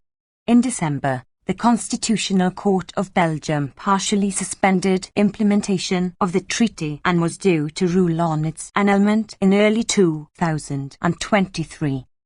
Iran continued to provide military support to government forces in the armed conflict in Syria. See Syria entry 196. Amnesty International Report 2022-23. Iran supported the Russian government's invasion of Ukraine by providing Shahed-136 drones, which were used to target and destroy civilian infrastructure. In September, October, the Revolutionary Guards attacked Kurdish opposition groups inside the Kurdistan region of Iraq, resulting in the deaths of more than a dozen people, including a pregnant woman. Freedom of expression, association and assembly. The authorities ramped up already suffocating levels of repression, leaving no space for peaceful dissent. Freedom of expression and association. The authorities censored media, jammed satellite television channels and, from September, added Instagram and WhatsApp to the list of blocked and or filtered mobile apps and social media platforms, which included Facebook, Signal, Telegram, Twitter and YouTube.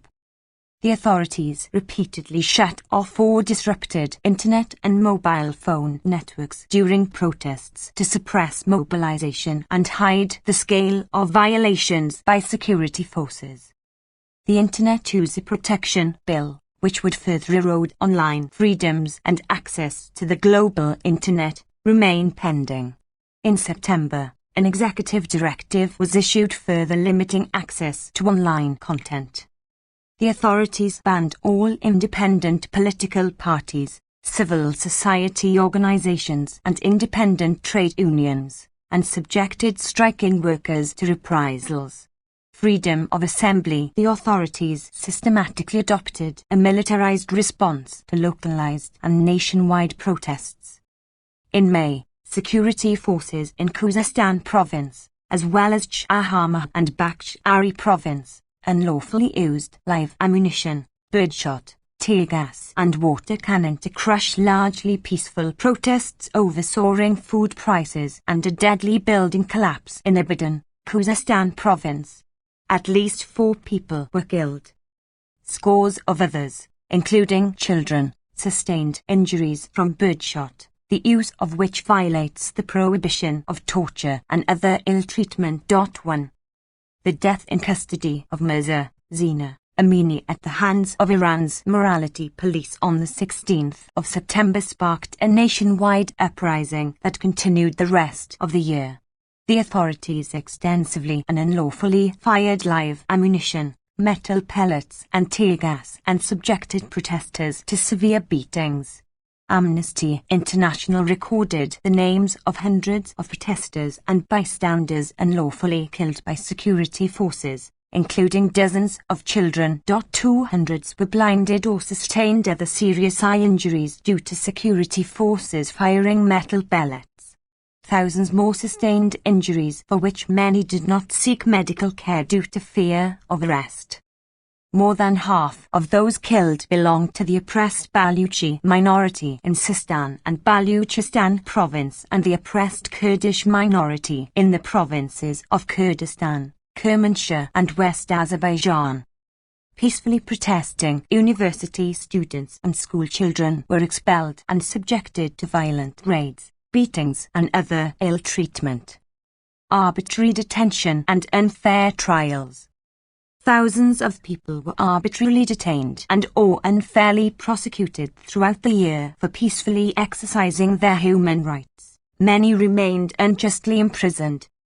According to a leaked audio-recorded official statement, between 15,000 and 16,000 people were detained during the first weeks of the uprising. The authorities continued mass arbitrary arrests until the end of the year and subjected many to unjust prosecutions and unfair trials. 2 young men were arbitrarily executed in relation to the nationwide uprising after sham trials and without advance notice to their families, while scores of others were under the sentence of death or remained on trial for overly broad capital charges including Amnesty International Report 2022-23. 197. Enmity against God, Mohammed, and corruption on earth, FRD4Rs.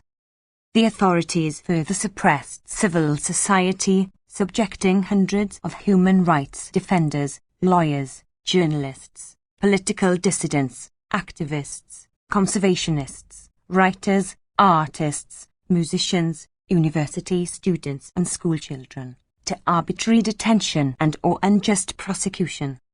Hundreds of workers, including teachers, faced arbitrary detention for going on strike, taking part in International Workers' Day rallies, and or otherwise raising concerns about workers' rights. The practice of arbitrarily detaining foreign and dual nationals for leverage continued and, in some cases, constituted the crime of hostage-taking. 3. The arbitrary house arrest of dissidents Mehdi Karoubi, Mir Hossein Mousavi and Zahra Ranavad entered its 12th year.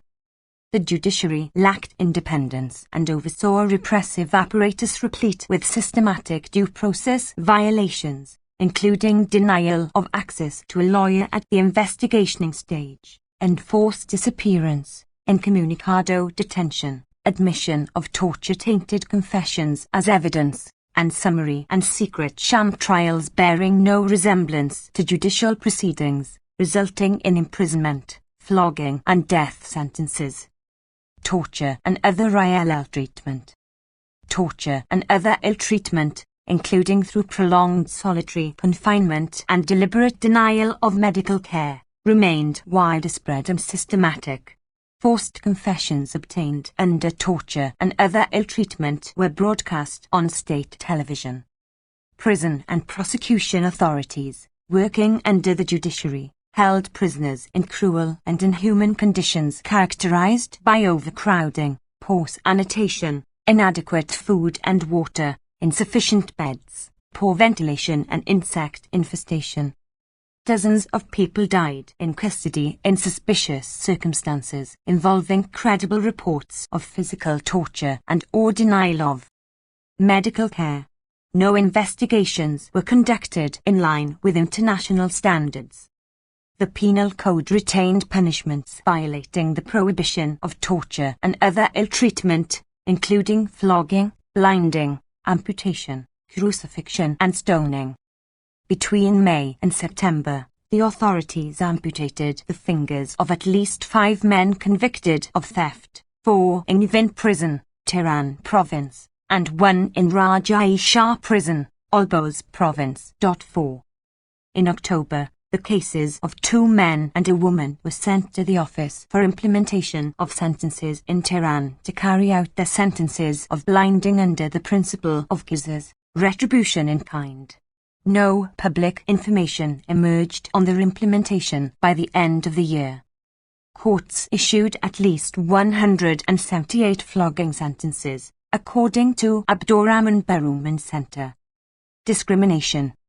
Ethnic minorities, including Ahwazi Arabs, Azerbaijani Turks, Baluchis, Kurds and Turkmen, faced widespread discrimination, curtailing their access to education, employment, adequate housing and political office.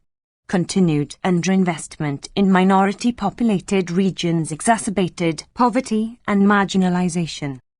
Persian remained the sole language of instruction in primary and secondary education, despite repeated calls for linguistic diversity.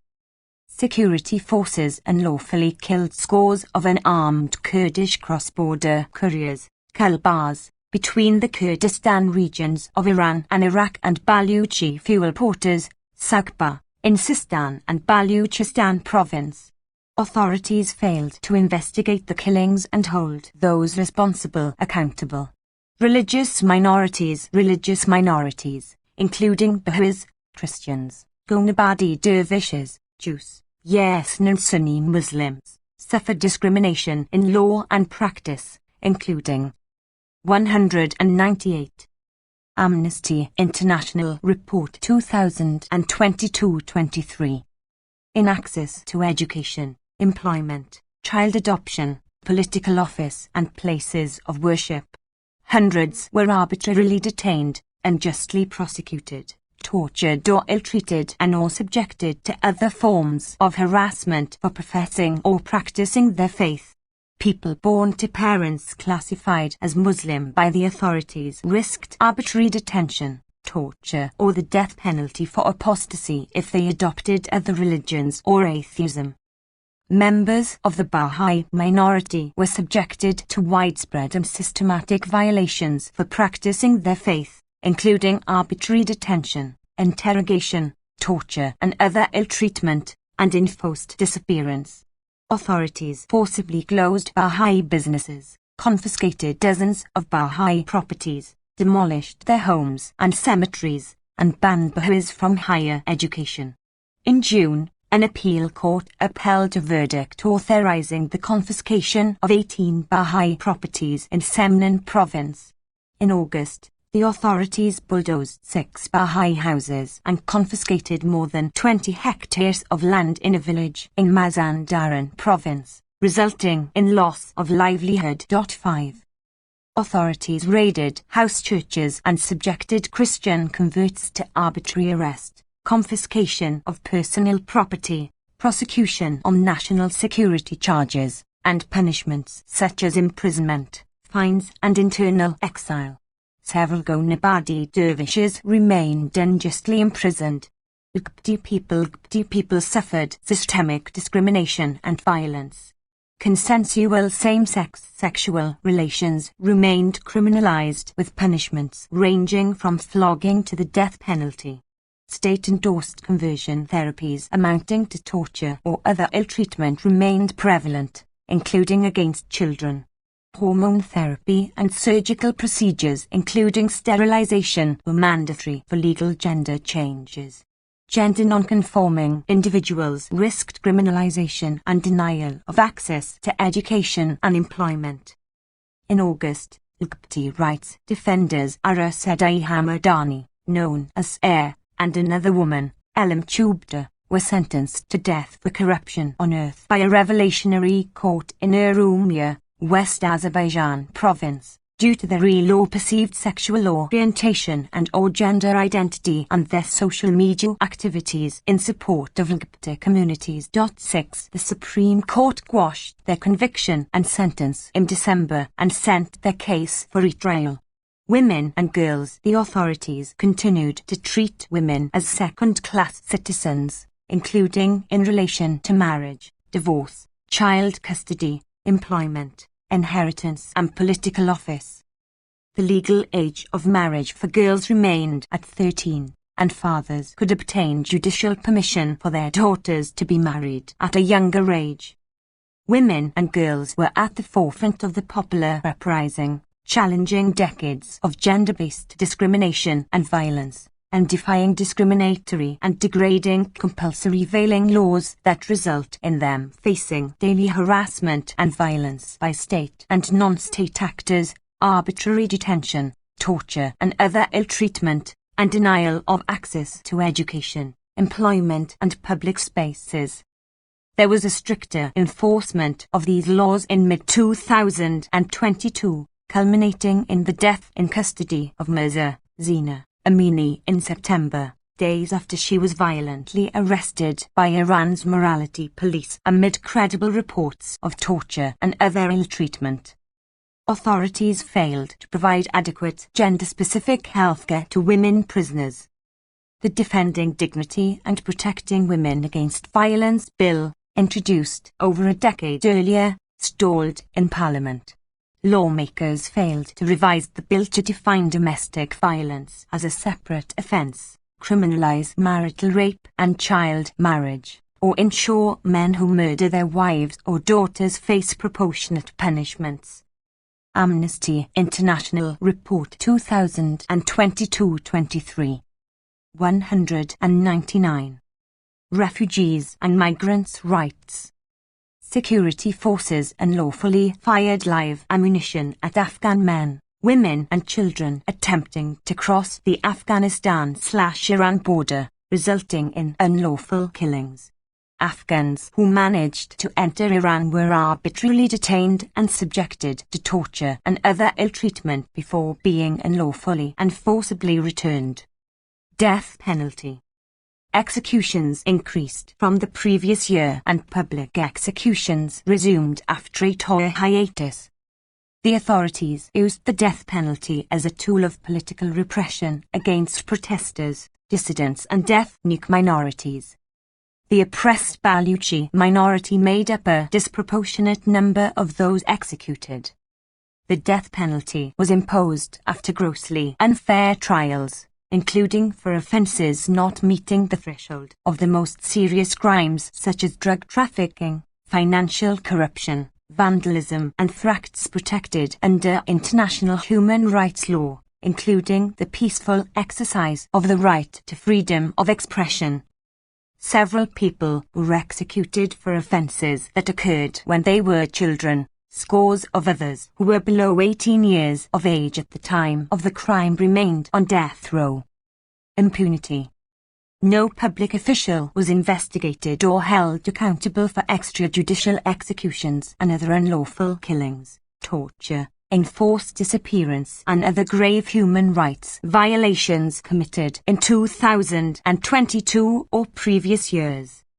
The authorities covered up the real number of those killed by security forces during protests by blaming deaths on rioters or, in some cases, including those of children killed, claiming their deaths resulted from suicide or accidents. They dismissed complaints by victims' families and threatened to kill or harm them or their children if they spoke out. No independent investigation was carried out into Mirza Zina Amini's death in custody. The authorities denied responsibility, concealed vital evidence, and threatened her family and others disputing the official narrative and calling for truth and justice. 7. Relatives seeking truth and justice and witnesses from the November 2019 protests who testified at the International People's Tribunal on Iran's atrocities in London, UK, faced arbitrary detention and other forms of harassment. 8. No independent investigations took place into the use of unlawful force against prisoners in Evin prison in October or into the circumstances surrounding the deaths of at least 8 prisoners. 9. The authorities continued to conceal the truth surrounding the January 2020 missile strike against Ukraine International Airlines Flight 752, which killed 176 people.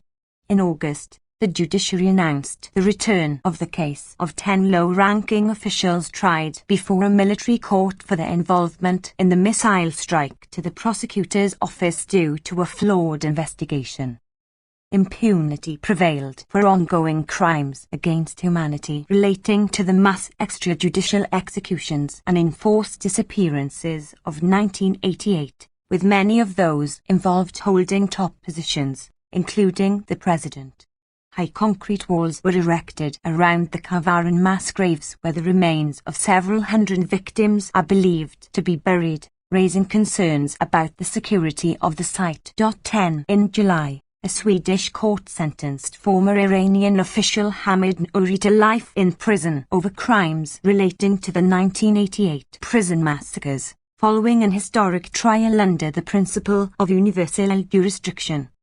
Failure to prevent climate change and environmental degradation. Environmental experts criticized the authorities' failure to address Iran's environmental crisis, marked by loss of lakes, rivers and wetlands, deforestation, air pollution, water pollution caused by the 200. Amnesty International Report 2022-23. Discharge of wastewater into urban water sources and land subsidence. In July, Iran was one of only 8 countries to abstain from a UN General Assembly resolution adopted with 161 states in favor, which declared access to a clean, healthy and sustainable environment a universal human right. 1. Iran. They are shooting brazenly. Iran's militarized response to May 2022 protests, the 3rd of August. 2. Iran. Leaked official documents saw during deadly crackdown highlight need for international action, the 30th of September. 3. Iran. The crime of holding Nazanin Zaghari Ratcliffe hostage must not go unpunished, the 1st of June. 4. Iran. Finger amputation risk for 8 prisoners, the 16th of June. 5. Iran. Intensified assault on Iran's Baha'i minority, the 23rd of August. 6. Iran. Iranian Qibti defender sentenced to death, Zahra Sedai Hamadani and Elam Chubda, the 15th of September. 7. Iran. Urgent international action needed to ensure accountability for Mahsa Amini's death in custody, the 27th of September. 8. Iran. Authorities violating absolute prohibition of torture through harassment of witnesses involved in Iran Atrocities Tribunal, the 7th of April. 9. Iran. Tortured prisoners at Evin prison are in urgent need of international protection, the 18th of October. 10. Iran. Walls erected around graves of massacre victims show urgent need for international investigation, the 13th of September. Iraq. Republic of Iraq Head of State, Abdul Latif Rashid, replaced by Mohammed Saleh in October. Head of Government, Mohammed Shia al-Sudani, replaced Mustafa al-Kadhimi in October. Amid continuing political instability and sporadic clashes between armed actors, dozens of people were killed and thousands more joined the 1.2 million people already internally displaced. Kurdistan Regional Government Security Forces repressed freedom of expression and peaceful assembly. Impunity continued to prevail for past unlawful killings as well as for torture and other ill treatment. Reports of gender-based violence increased while state-provided paths to protection remained minimal in both the Kurdistan region of Iraq and central Iraq. Proposed legislation further threatened Qibti people's rights. Hundreds of thousands of internally displaced people continue to face obstacles in accessing vital services and dignified, safe return to their areas of origin. Courts continued to hand down death sentences following unfair trials. The authorities failed to provide adequate support to marginalized communities most affected by droughts, heat waves and prolonged sandstorms. Background. A new government was formed in October more than a year after parliamentary elections. The delay was caused by disputes between political parties allied to the Popular Mobilization Units, PMU, which are affiliated to Iraq's central authorities and were designated as part of the Iraqi Armed Forces in 2016, and the Sadr bloc of parliamentarians supporting popular cleric Muqtada al-Sadr, which won the majority of seats. The political impasse occasionally spilled over into armed clashes between rivals. After Muqtada al-Sadr called on Sadr bloc parliamentarians to resign in August, his supporters and members of the affiliated Sara al-Salam militia stormed parliament in the Green Zone and clashed with PMU fighters using rockets, mortars and rocket-propelled grenades, leading to tens of deaths and hundreds of injuries. Clashes between Muqtada al-Sadr's followers and PMU factions perceived as aligned with Iran spread to Basra city between late August and early September and led to at least 4 deaths. Turkey continued to carry out air strikes and shelling as part of its ongoing military operation targeting members of the Kurdistan Workers' Party, PKK, based in northern areas of the Kurdistan region of Iraq, KRI. The Iranian Revolutionary Guards claimed responsibility for attacks targeting locations of Kurdish Iranian opposition parties in Erbil Governorate. Such attacks led to deaths and displacement. Amnesty International Report 2022-23. 201.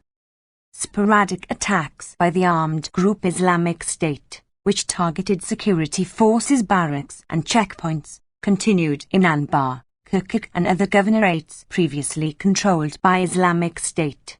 Media reported Islamic State abductions of at least 10 residents of Kirkuk and Diyala governorates, who were freed after their families paid ransoms. Freedom of expression and assembly. Kurdistan Regional Government, KRG, security forces continued to repress the right to freedom of expression and assembly. KRG security forces arbitrarily arrested, prosecuted and imprisoned journalists, activists and perceived critics.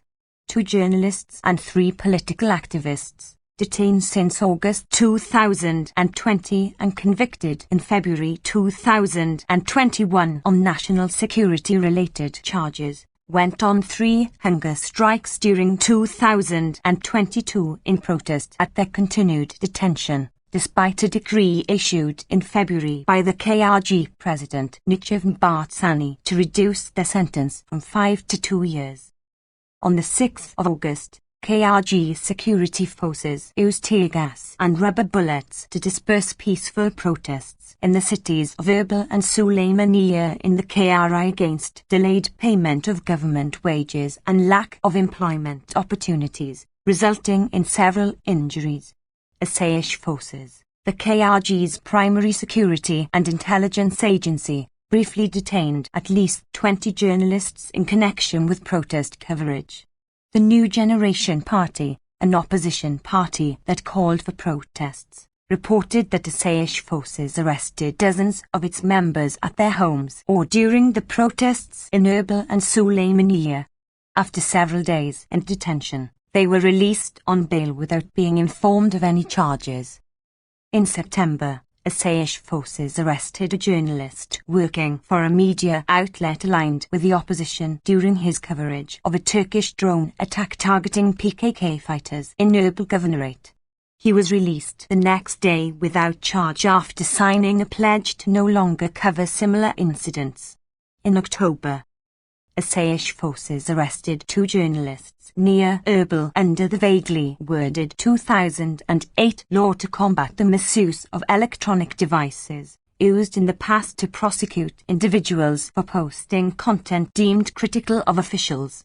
They were released by the end of the month. The prevailing climate of impunity for armed actors targeting protesters, activists and journalists undermined the right to freedom of expression in central Iraq. In October, armed supporters of Muqtada al-Sadr stormed and destroyed Al Arabiya TV channel offices in the capital Baghdad after a media host reported the destruction of state buildings by Muqtada al-Sadr's followers and criticized his former militia known as the Mahdi Army. Iraqi authorities condemned the attack and announced an investigation, but no further measures to protect media workers or hold perpetrators accountable were announced. On the 5th of December, a court in Baghdad sentenced activist Haider Hamid al-Zaidi to 3 years in prison under Article 226 of the Penal Code for a tweet deemed to mock a deceased PMU leader.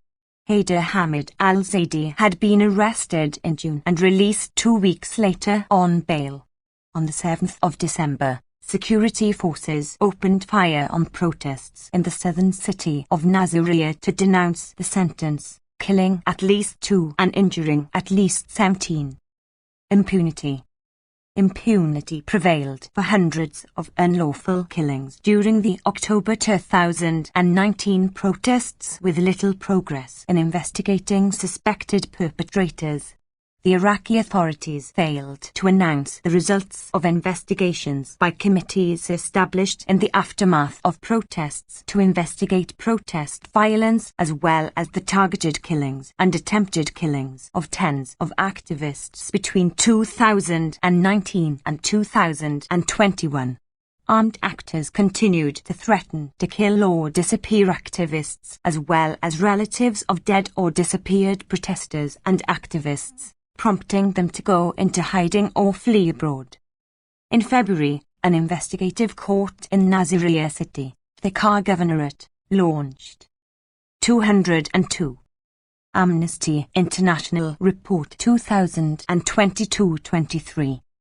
An investigation into the role of a senior military officer in the crackdown against October 2019 protesters in the governorate. No further information was made available.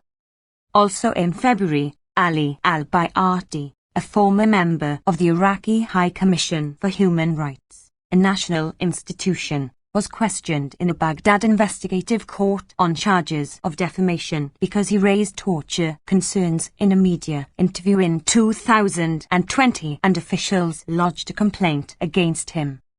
In September, Iraqi authorities announced an investigation into the fatal shooting of Zainab Majd al-Ghazali, a 15-year-old girl, during live-fire drills at a U.S. military base near Baghdad International Airport. U.S. authorities stationed in Iraq did not acknowledge the incident. No further developments were made public. In October, a court in Diwaniyah, al-Qadisiyah Governorate sentenced Kifa al-Karati, a former member of Muqtada al-Sadr al-Salam, to death for the murder of prominent activist Fa al-Diab in December 2019. Torture and other ILL treatment. In its concluding observations published on the 15th of June, the UN Committee Against Torture expressed concerns about the widespread use of torture, especially during investigative stages, in official and unofficial places of detention throughout Iraq, and the lack of impartiality of judicial authorities mandated to investigate torture complaints. Conditions of detention for prisoners on death row in Nasiriyah prison, the Car Governorate, violated the absolute prohibition of torture and other ill treatment. Sources reported that prisoners were subjected to frequent beatings, kept in overcrowded and filthy cells, and denied adequate health care, sufficient food and drinking water unless they paid for it, and regular family visits. Unfair trials. Proceedings against hundreds of suspected Islamic State members and supporters, among them boys, continued in Iraq, including in the KRI, amid serious concerns over their fair trial rights, including the right to adequate defense. Long prison terms and death sentences were imposed following convictions based primarily on torture-tainted confessions. Over the 200 Iraqi boys were detained in Baghdad after their transfer from northern Syria. They remained held without charge or trial on suspicion of belonging to Islamic State. Violence against women and girls.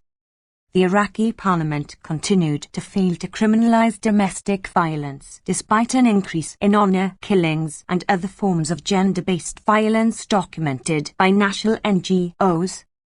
Effective state-provided paths to protection from gender-based violence remain severely limited in the KRI and central Iraq. A limited number of shelters overseen by the KRG's Ministry of Labour and Social Affairs operated in KRI cities, but national NGOs noted the inadequacy of rehabilitation services for survivors. Only one shelter, able to accommodate some 100 survivors, operated in central Iraq with the backing of the UN Population Fund. NGOs in Baghdad continue to be harassed for running unofficial women's shelters, including by being summoned for questioning following complaints by parliamentarians from conservative parties.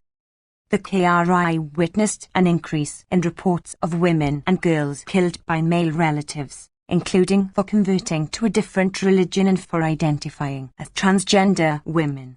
A coalition of women's organizations documented the killings of at least 16 women and one girl, aged 15, by male relatives between January and March alone. The actual number is believed to be much higher. authorities failed to carry out independent and impartial investigations into most of these killings amid a social climate of victim blaming, including on social media, and apathy of legislators. In September, Iraq's Ministry of Interior announced that the community police, a force established in 2016 under the ministry. Amnesty International Report 2022-23. 203. Of Interior, with a broad mandate to support local police in a range of tasks, received over 1,100 calls from survivors of domestic violence. According to women's rights NGOs, this force merely operated as a hotline and took no effective action to protect survivors or investigate reports of domestic violence. People's rights. In July, a number of parliamentarians in central Iraq announced an initiative for a draft bill to criminalize homosexuality.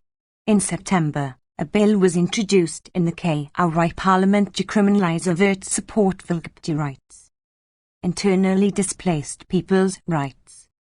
At least 1.2 million people remained internally displaced, according to the International Organization for Migration, IOM, after the Central Iraqi Authorities' closure of camps in 2021. Some 75% of internally displaced people were left to fend for themselves.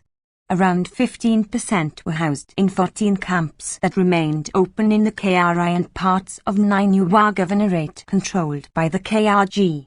The remaining 10% were able to return to their areas of origin.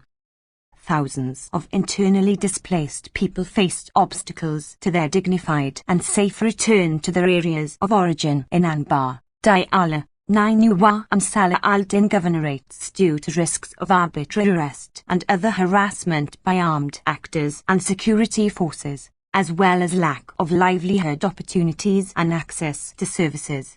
Previously displaced children across Anbar, Diyala, Dohuk, Kirkuk, Nineveh and Salah al-Din governorates faced major obstacles to accessing formal education due to the lack of identity documents for children born in territories under Islamic State control. Since 2016, Iraqi civil and security apparatuses have subjected thousands to collective punishment for their perceived affiliation to Islamic State, denying them civil status documents necessary to access essential services and move about freely. Hundreds of families returned to Iraq from Syria after they fled there in the context of the conflict involving Islamic State. Most remained in limbo in poorly equipped reception centers in Nineveh Governorate. The government failed to devise any plans for their safe and dignified return to their areas of origin and reintegration. In May, clashes between Iraqi forces and a Yazidi faction of the PMU displaced at least 3,000 individuals from Sinjar district, Nineveh Governorate, to private settings in Duhok Governorate and camps in the KRI. Failure to tackle climate crisis and environmental degradation.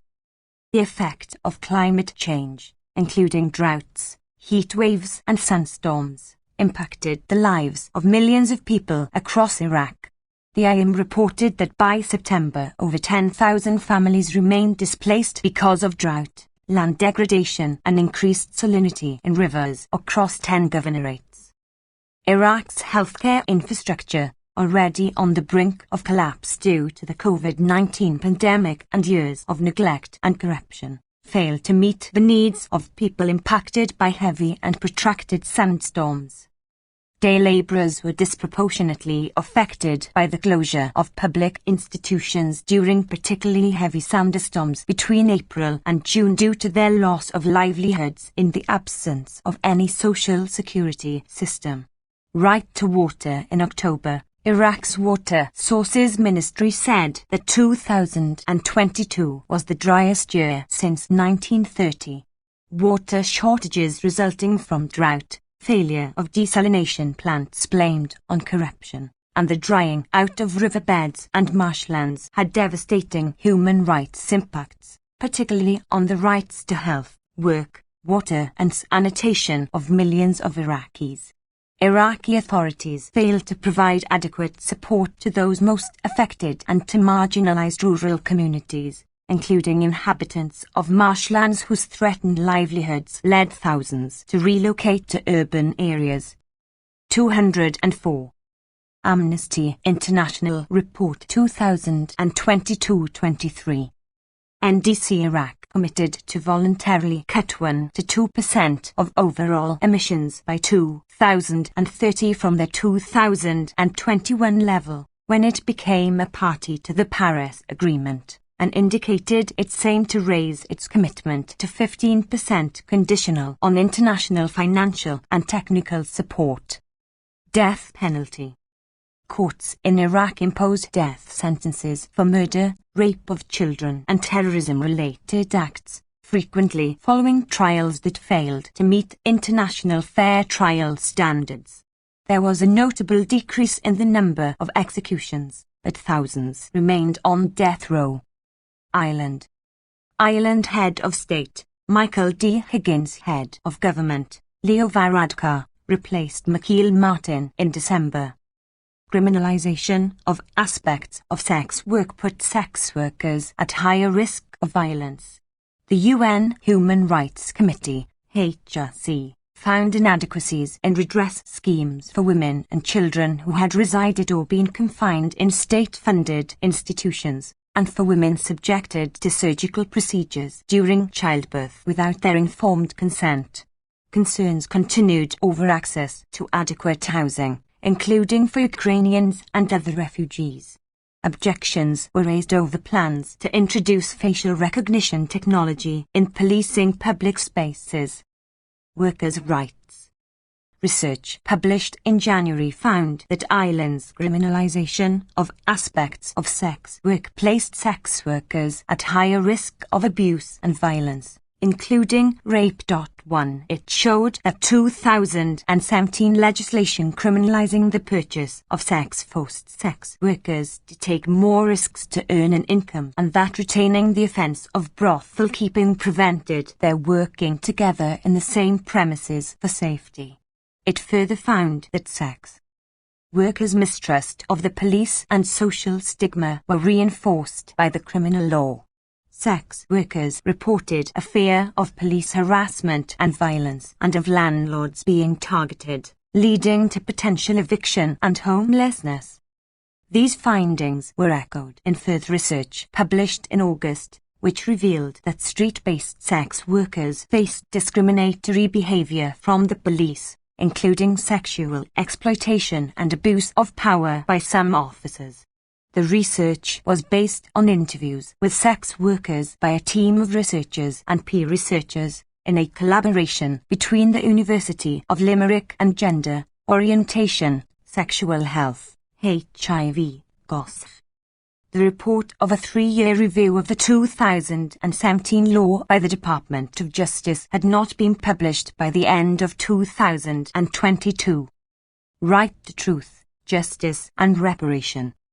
In its observations on Ireland's 5th periodic report, the UNHRC raised concern at gaps in the state's response to past abuse of women and children who resided or were confined in state-funded institutions operated until the late 1990s by religious orders. These institutions included mother and baby homes for unmarried women to give birth, Magdalene laundries where women and girls were forced to live and work, and institutional homes for children. The HRC criticised deficits in the state redress system offered to survivors. It called for a transitional justice mechanism to establish the truth of what happened in these institutions and to ensure effective remedies, including compensation. The HRC also called for a prompt, independent and thorough criminal investigation into the past medical practice of symphysiotomy, a surgical procedure involving partial cutting of pubic bones to facilitate vaginal childbirth, without women's knowledge or informed consent. It recommended adequate redress for all women affected, including through their Amnesty International Report 2022-23. 205. Removal of barriers to accessing the state's compensation scheme. Sexual and reproductive rights. A bill was introduced in October to provide safe access zones to protect the safety and privacy of women entering medical facilities to access abortion care. Right to housing. Concerns over the availability and affordability of housing intensified as record numbers of people experienced homelessness. The government established a housing commission to review policy and manage a public consultation on a possible constitutional right to housing. Refugees and migrants' rights. In February, the government waived visa requirements for people fleeing the war in Ukraine. In March, it activated the EU Temporary Protection Directive, allowing Ukrainian refugees to access social protection, employment, healthcare and education, as well as free temporary accommodation, when needed. However, due to a lack of available housing, the government stated in October that accommodation could no longer be guaranteed. Mass surveillance. NGOs and experts raised concerns at draft legislation proposing to introduce facial recognition technology for police law enforcement, including in public spaces. Freedom of association and assembly. The Electoral Reform Act passed in July did not amend provisions in the Electoral Act that severely impact civil society organizations' rights to freedom of association and expression, as NGOs had hoped. These provisions continued to impose a blanket ban on overseas and severe limits on domestic donations to campaigning work for broadly defined political purposes. Such restrictions continued to affect the general advocacy work of many human rights and other organizations, including outside of election or referendum periods. The HRC raised concern at reports of excessive use of force by police during COVID-19 protests and disproportionate pandemic restrictions on freedom of movement and peaceful assembly. It called on the government to conduct a full human rights review of its COVID-19 response. 1. Ireland. We live within a violent system. Structural violence against sex workers in Ireland, the 25th of January. Israel and the occupied Palestinian territories.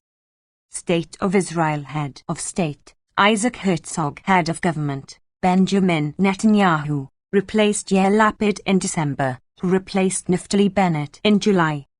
Israel's continuing oppressive and discriminatory system of governing Palestinians in Israel and the occupied Palestinian territories, OPT, constituted a system of apartheid, and Israeli officials committed the crime of apartheid under international law. Israeli forces launched a 3-day offensive on the occupied Gaza Strip in August, during which they committed apparent war crimes. This compounded the impact of a 15-year ongoing Israeli blockade that amounts to illegal collective punishment and further fragments Palestinian territory.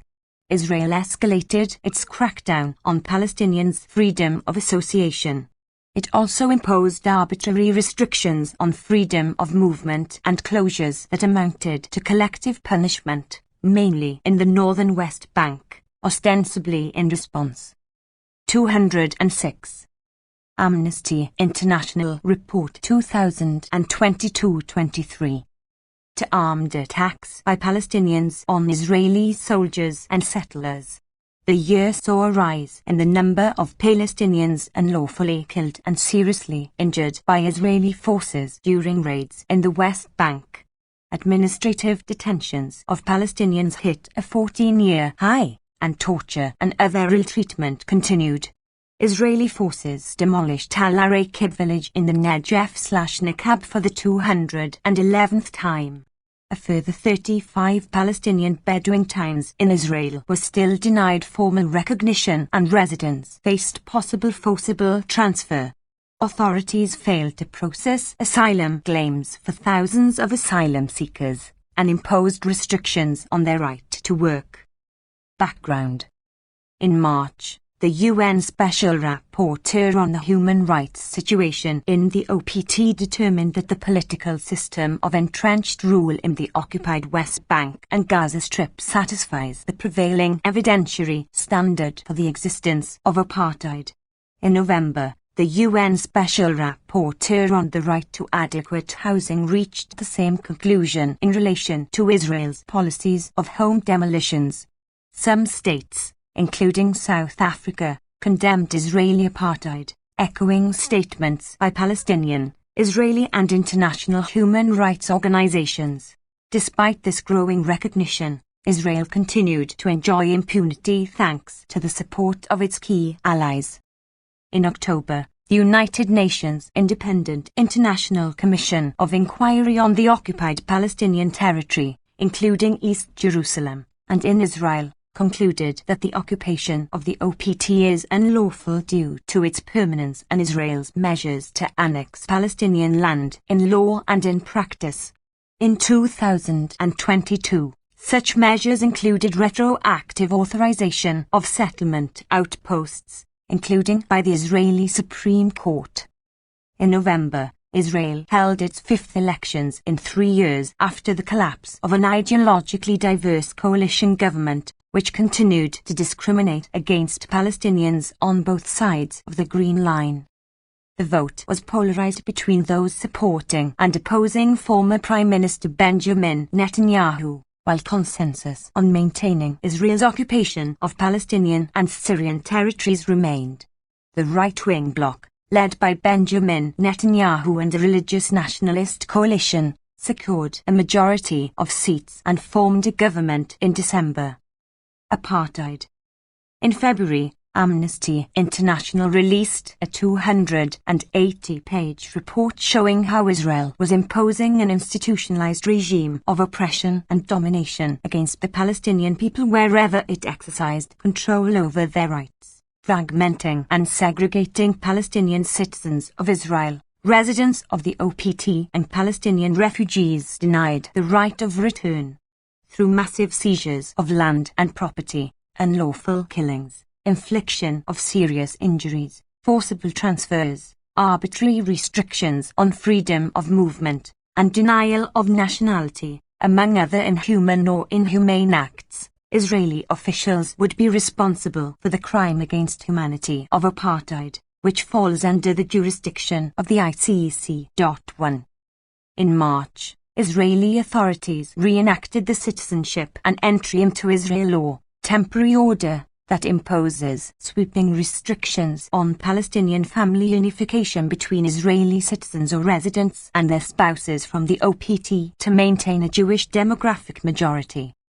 In July, the Israeli Supreme Court upheld a law authorizing the Interior Minister to strip citizens of their citizenship if convicted of acts that amount to breach of allegiance to the state.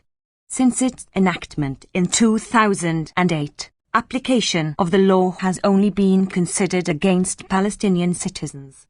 On the 20th of September, the Israeli Appeals Tribunal approved the revocation of stay or temporary residency permits of 10 Palestinians, 4 children, 3 women and 3 men, living in Jerusalem because they are distant relatives of a Palestinian assailant. On the 18th of December, Israel deported French Palestinian human rights defender Salah.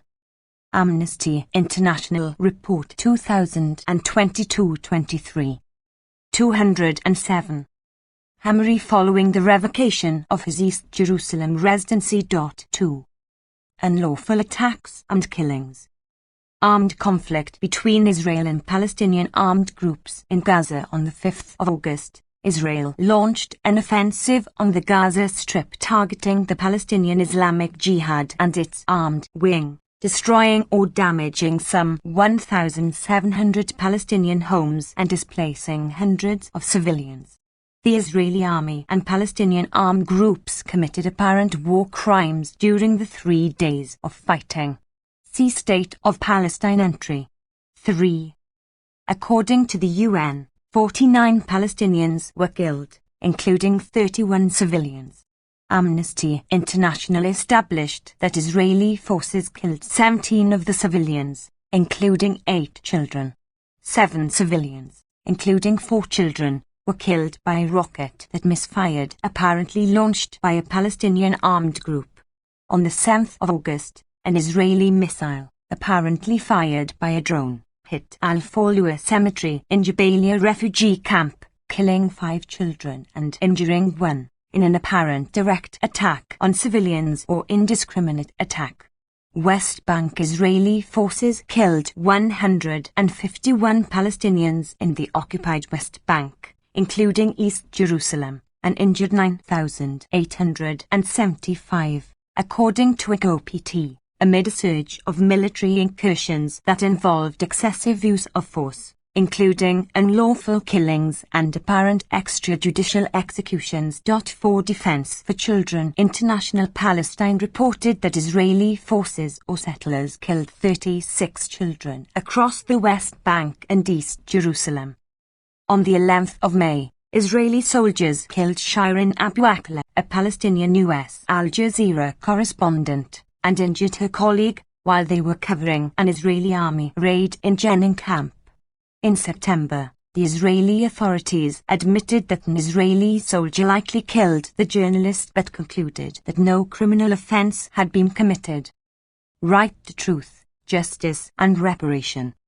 Israeli authorities continued to refuse to cooperate with the investigation by the ICC Office of the Prosecutor, despite a 2021 decision by the ICC to initiate an investigation into the situation in Palestine. The authorities also failed to adequately investigate violations and crimes under international law. Freedom of movement. In the West Bank, 175 permanent checkpoints and other roadblocks, as well as scores of temporary irregular barriers and a draconian permit regime, supported by a repressive biometric surveillance system, continued to control and fragment Palestinian communities. In October, Israeli authorities placed additional restrictions on freedom of movement in the occupied West Bank, reportedly in response to Palestinian attacks on Israeli soldiers and civilians, through sweeping and arbitrary closures that severely disrupted everyday life and amounted to unlawful collective punishment. In April, the Israeli army closed checkpoints into Jenin in a move that appeared designed to stifle Jenin's businesses and trade with Palestinian citizens of Israel. In October, Israeli forces reimposed a closure on Jenin and closed off Nablus for 3 weeks, and Shufat refugee camp in occupied East Jerusalem for over a week, gravely affecting the freedom of movement of hundreds of thousands of Palestinian civilians living in those areas and restricting access to medical aid and other essential services.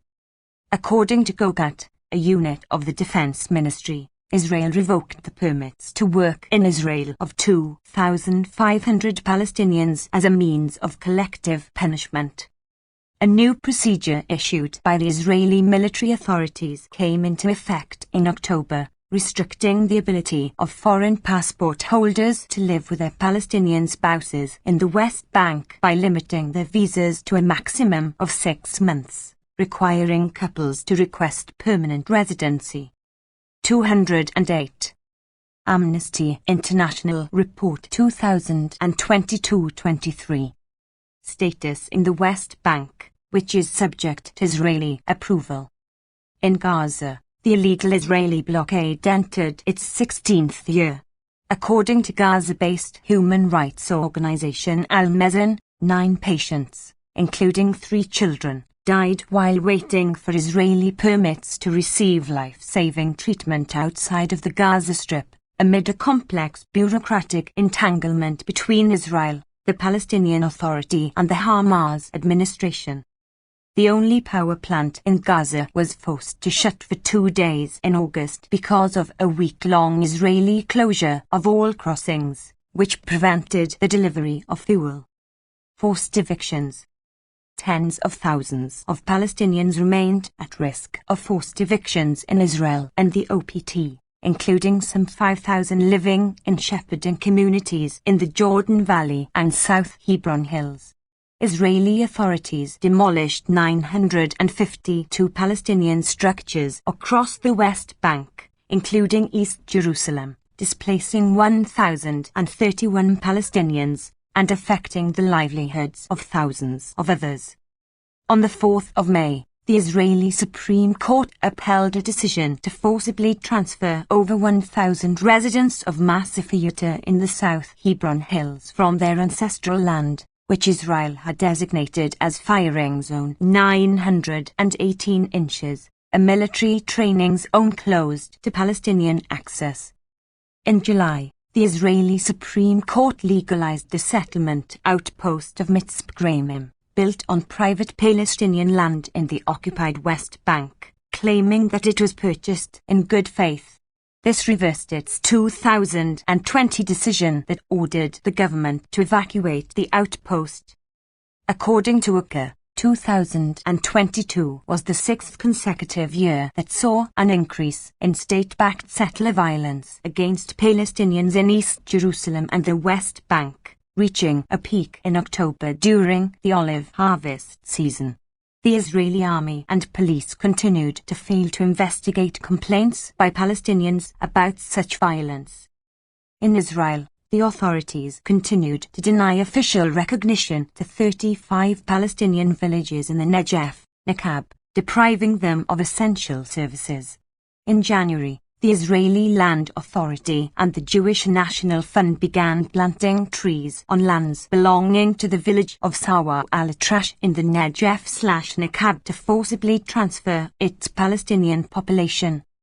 In December, Israeli authorities demolished tents and structures in Al-Araqib for the 211th time since 2010.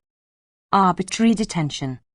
Israeli authorities increased their use of administrative detention, prompting a mass boycott of Israeli military courts by hundreds of detainees, including Sally Hamari, who went on hunger strike together with 29 others in protest at their detention without charge or trial.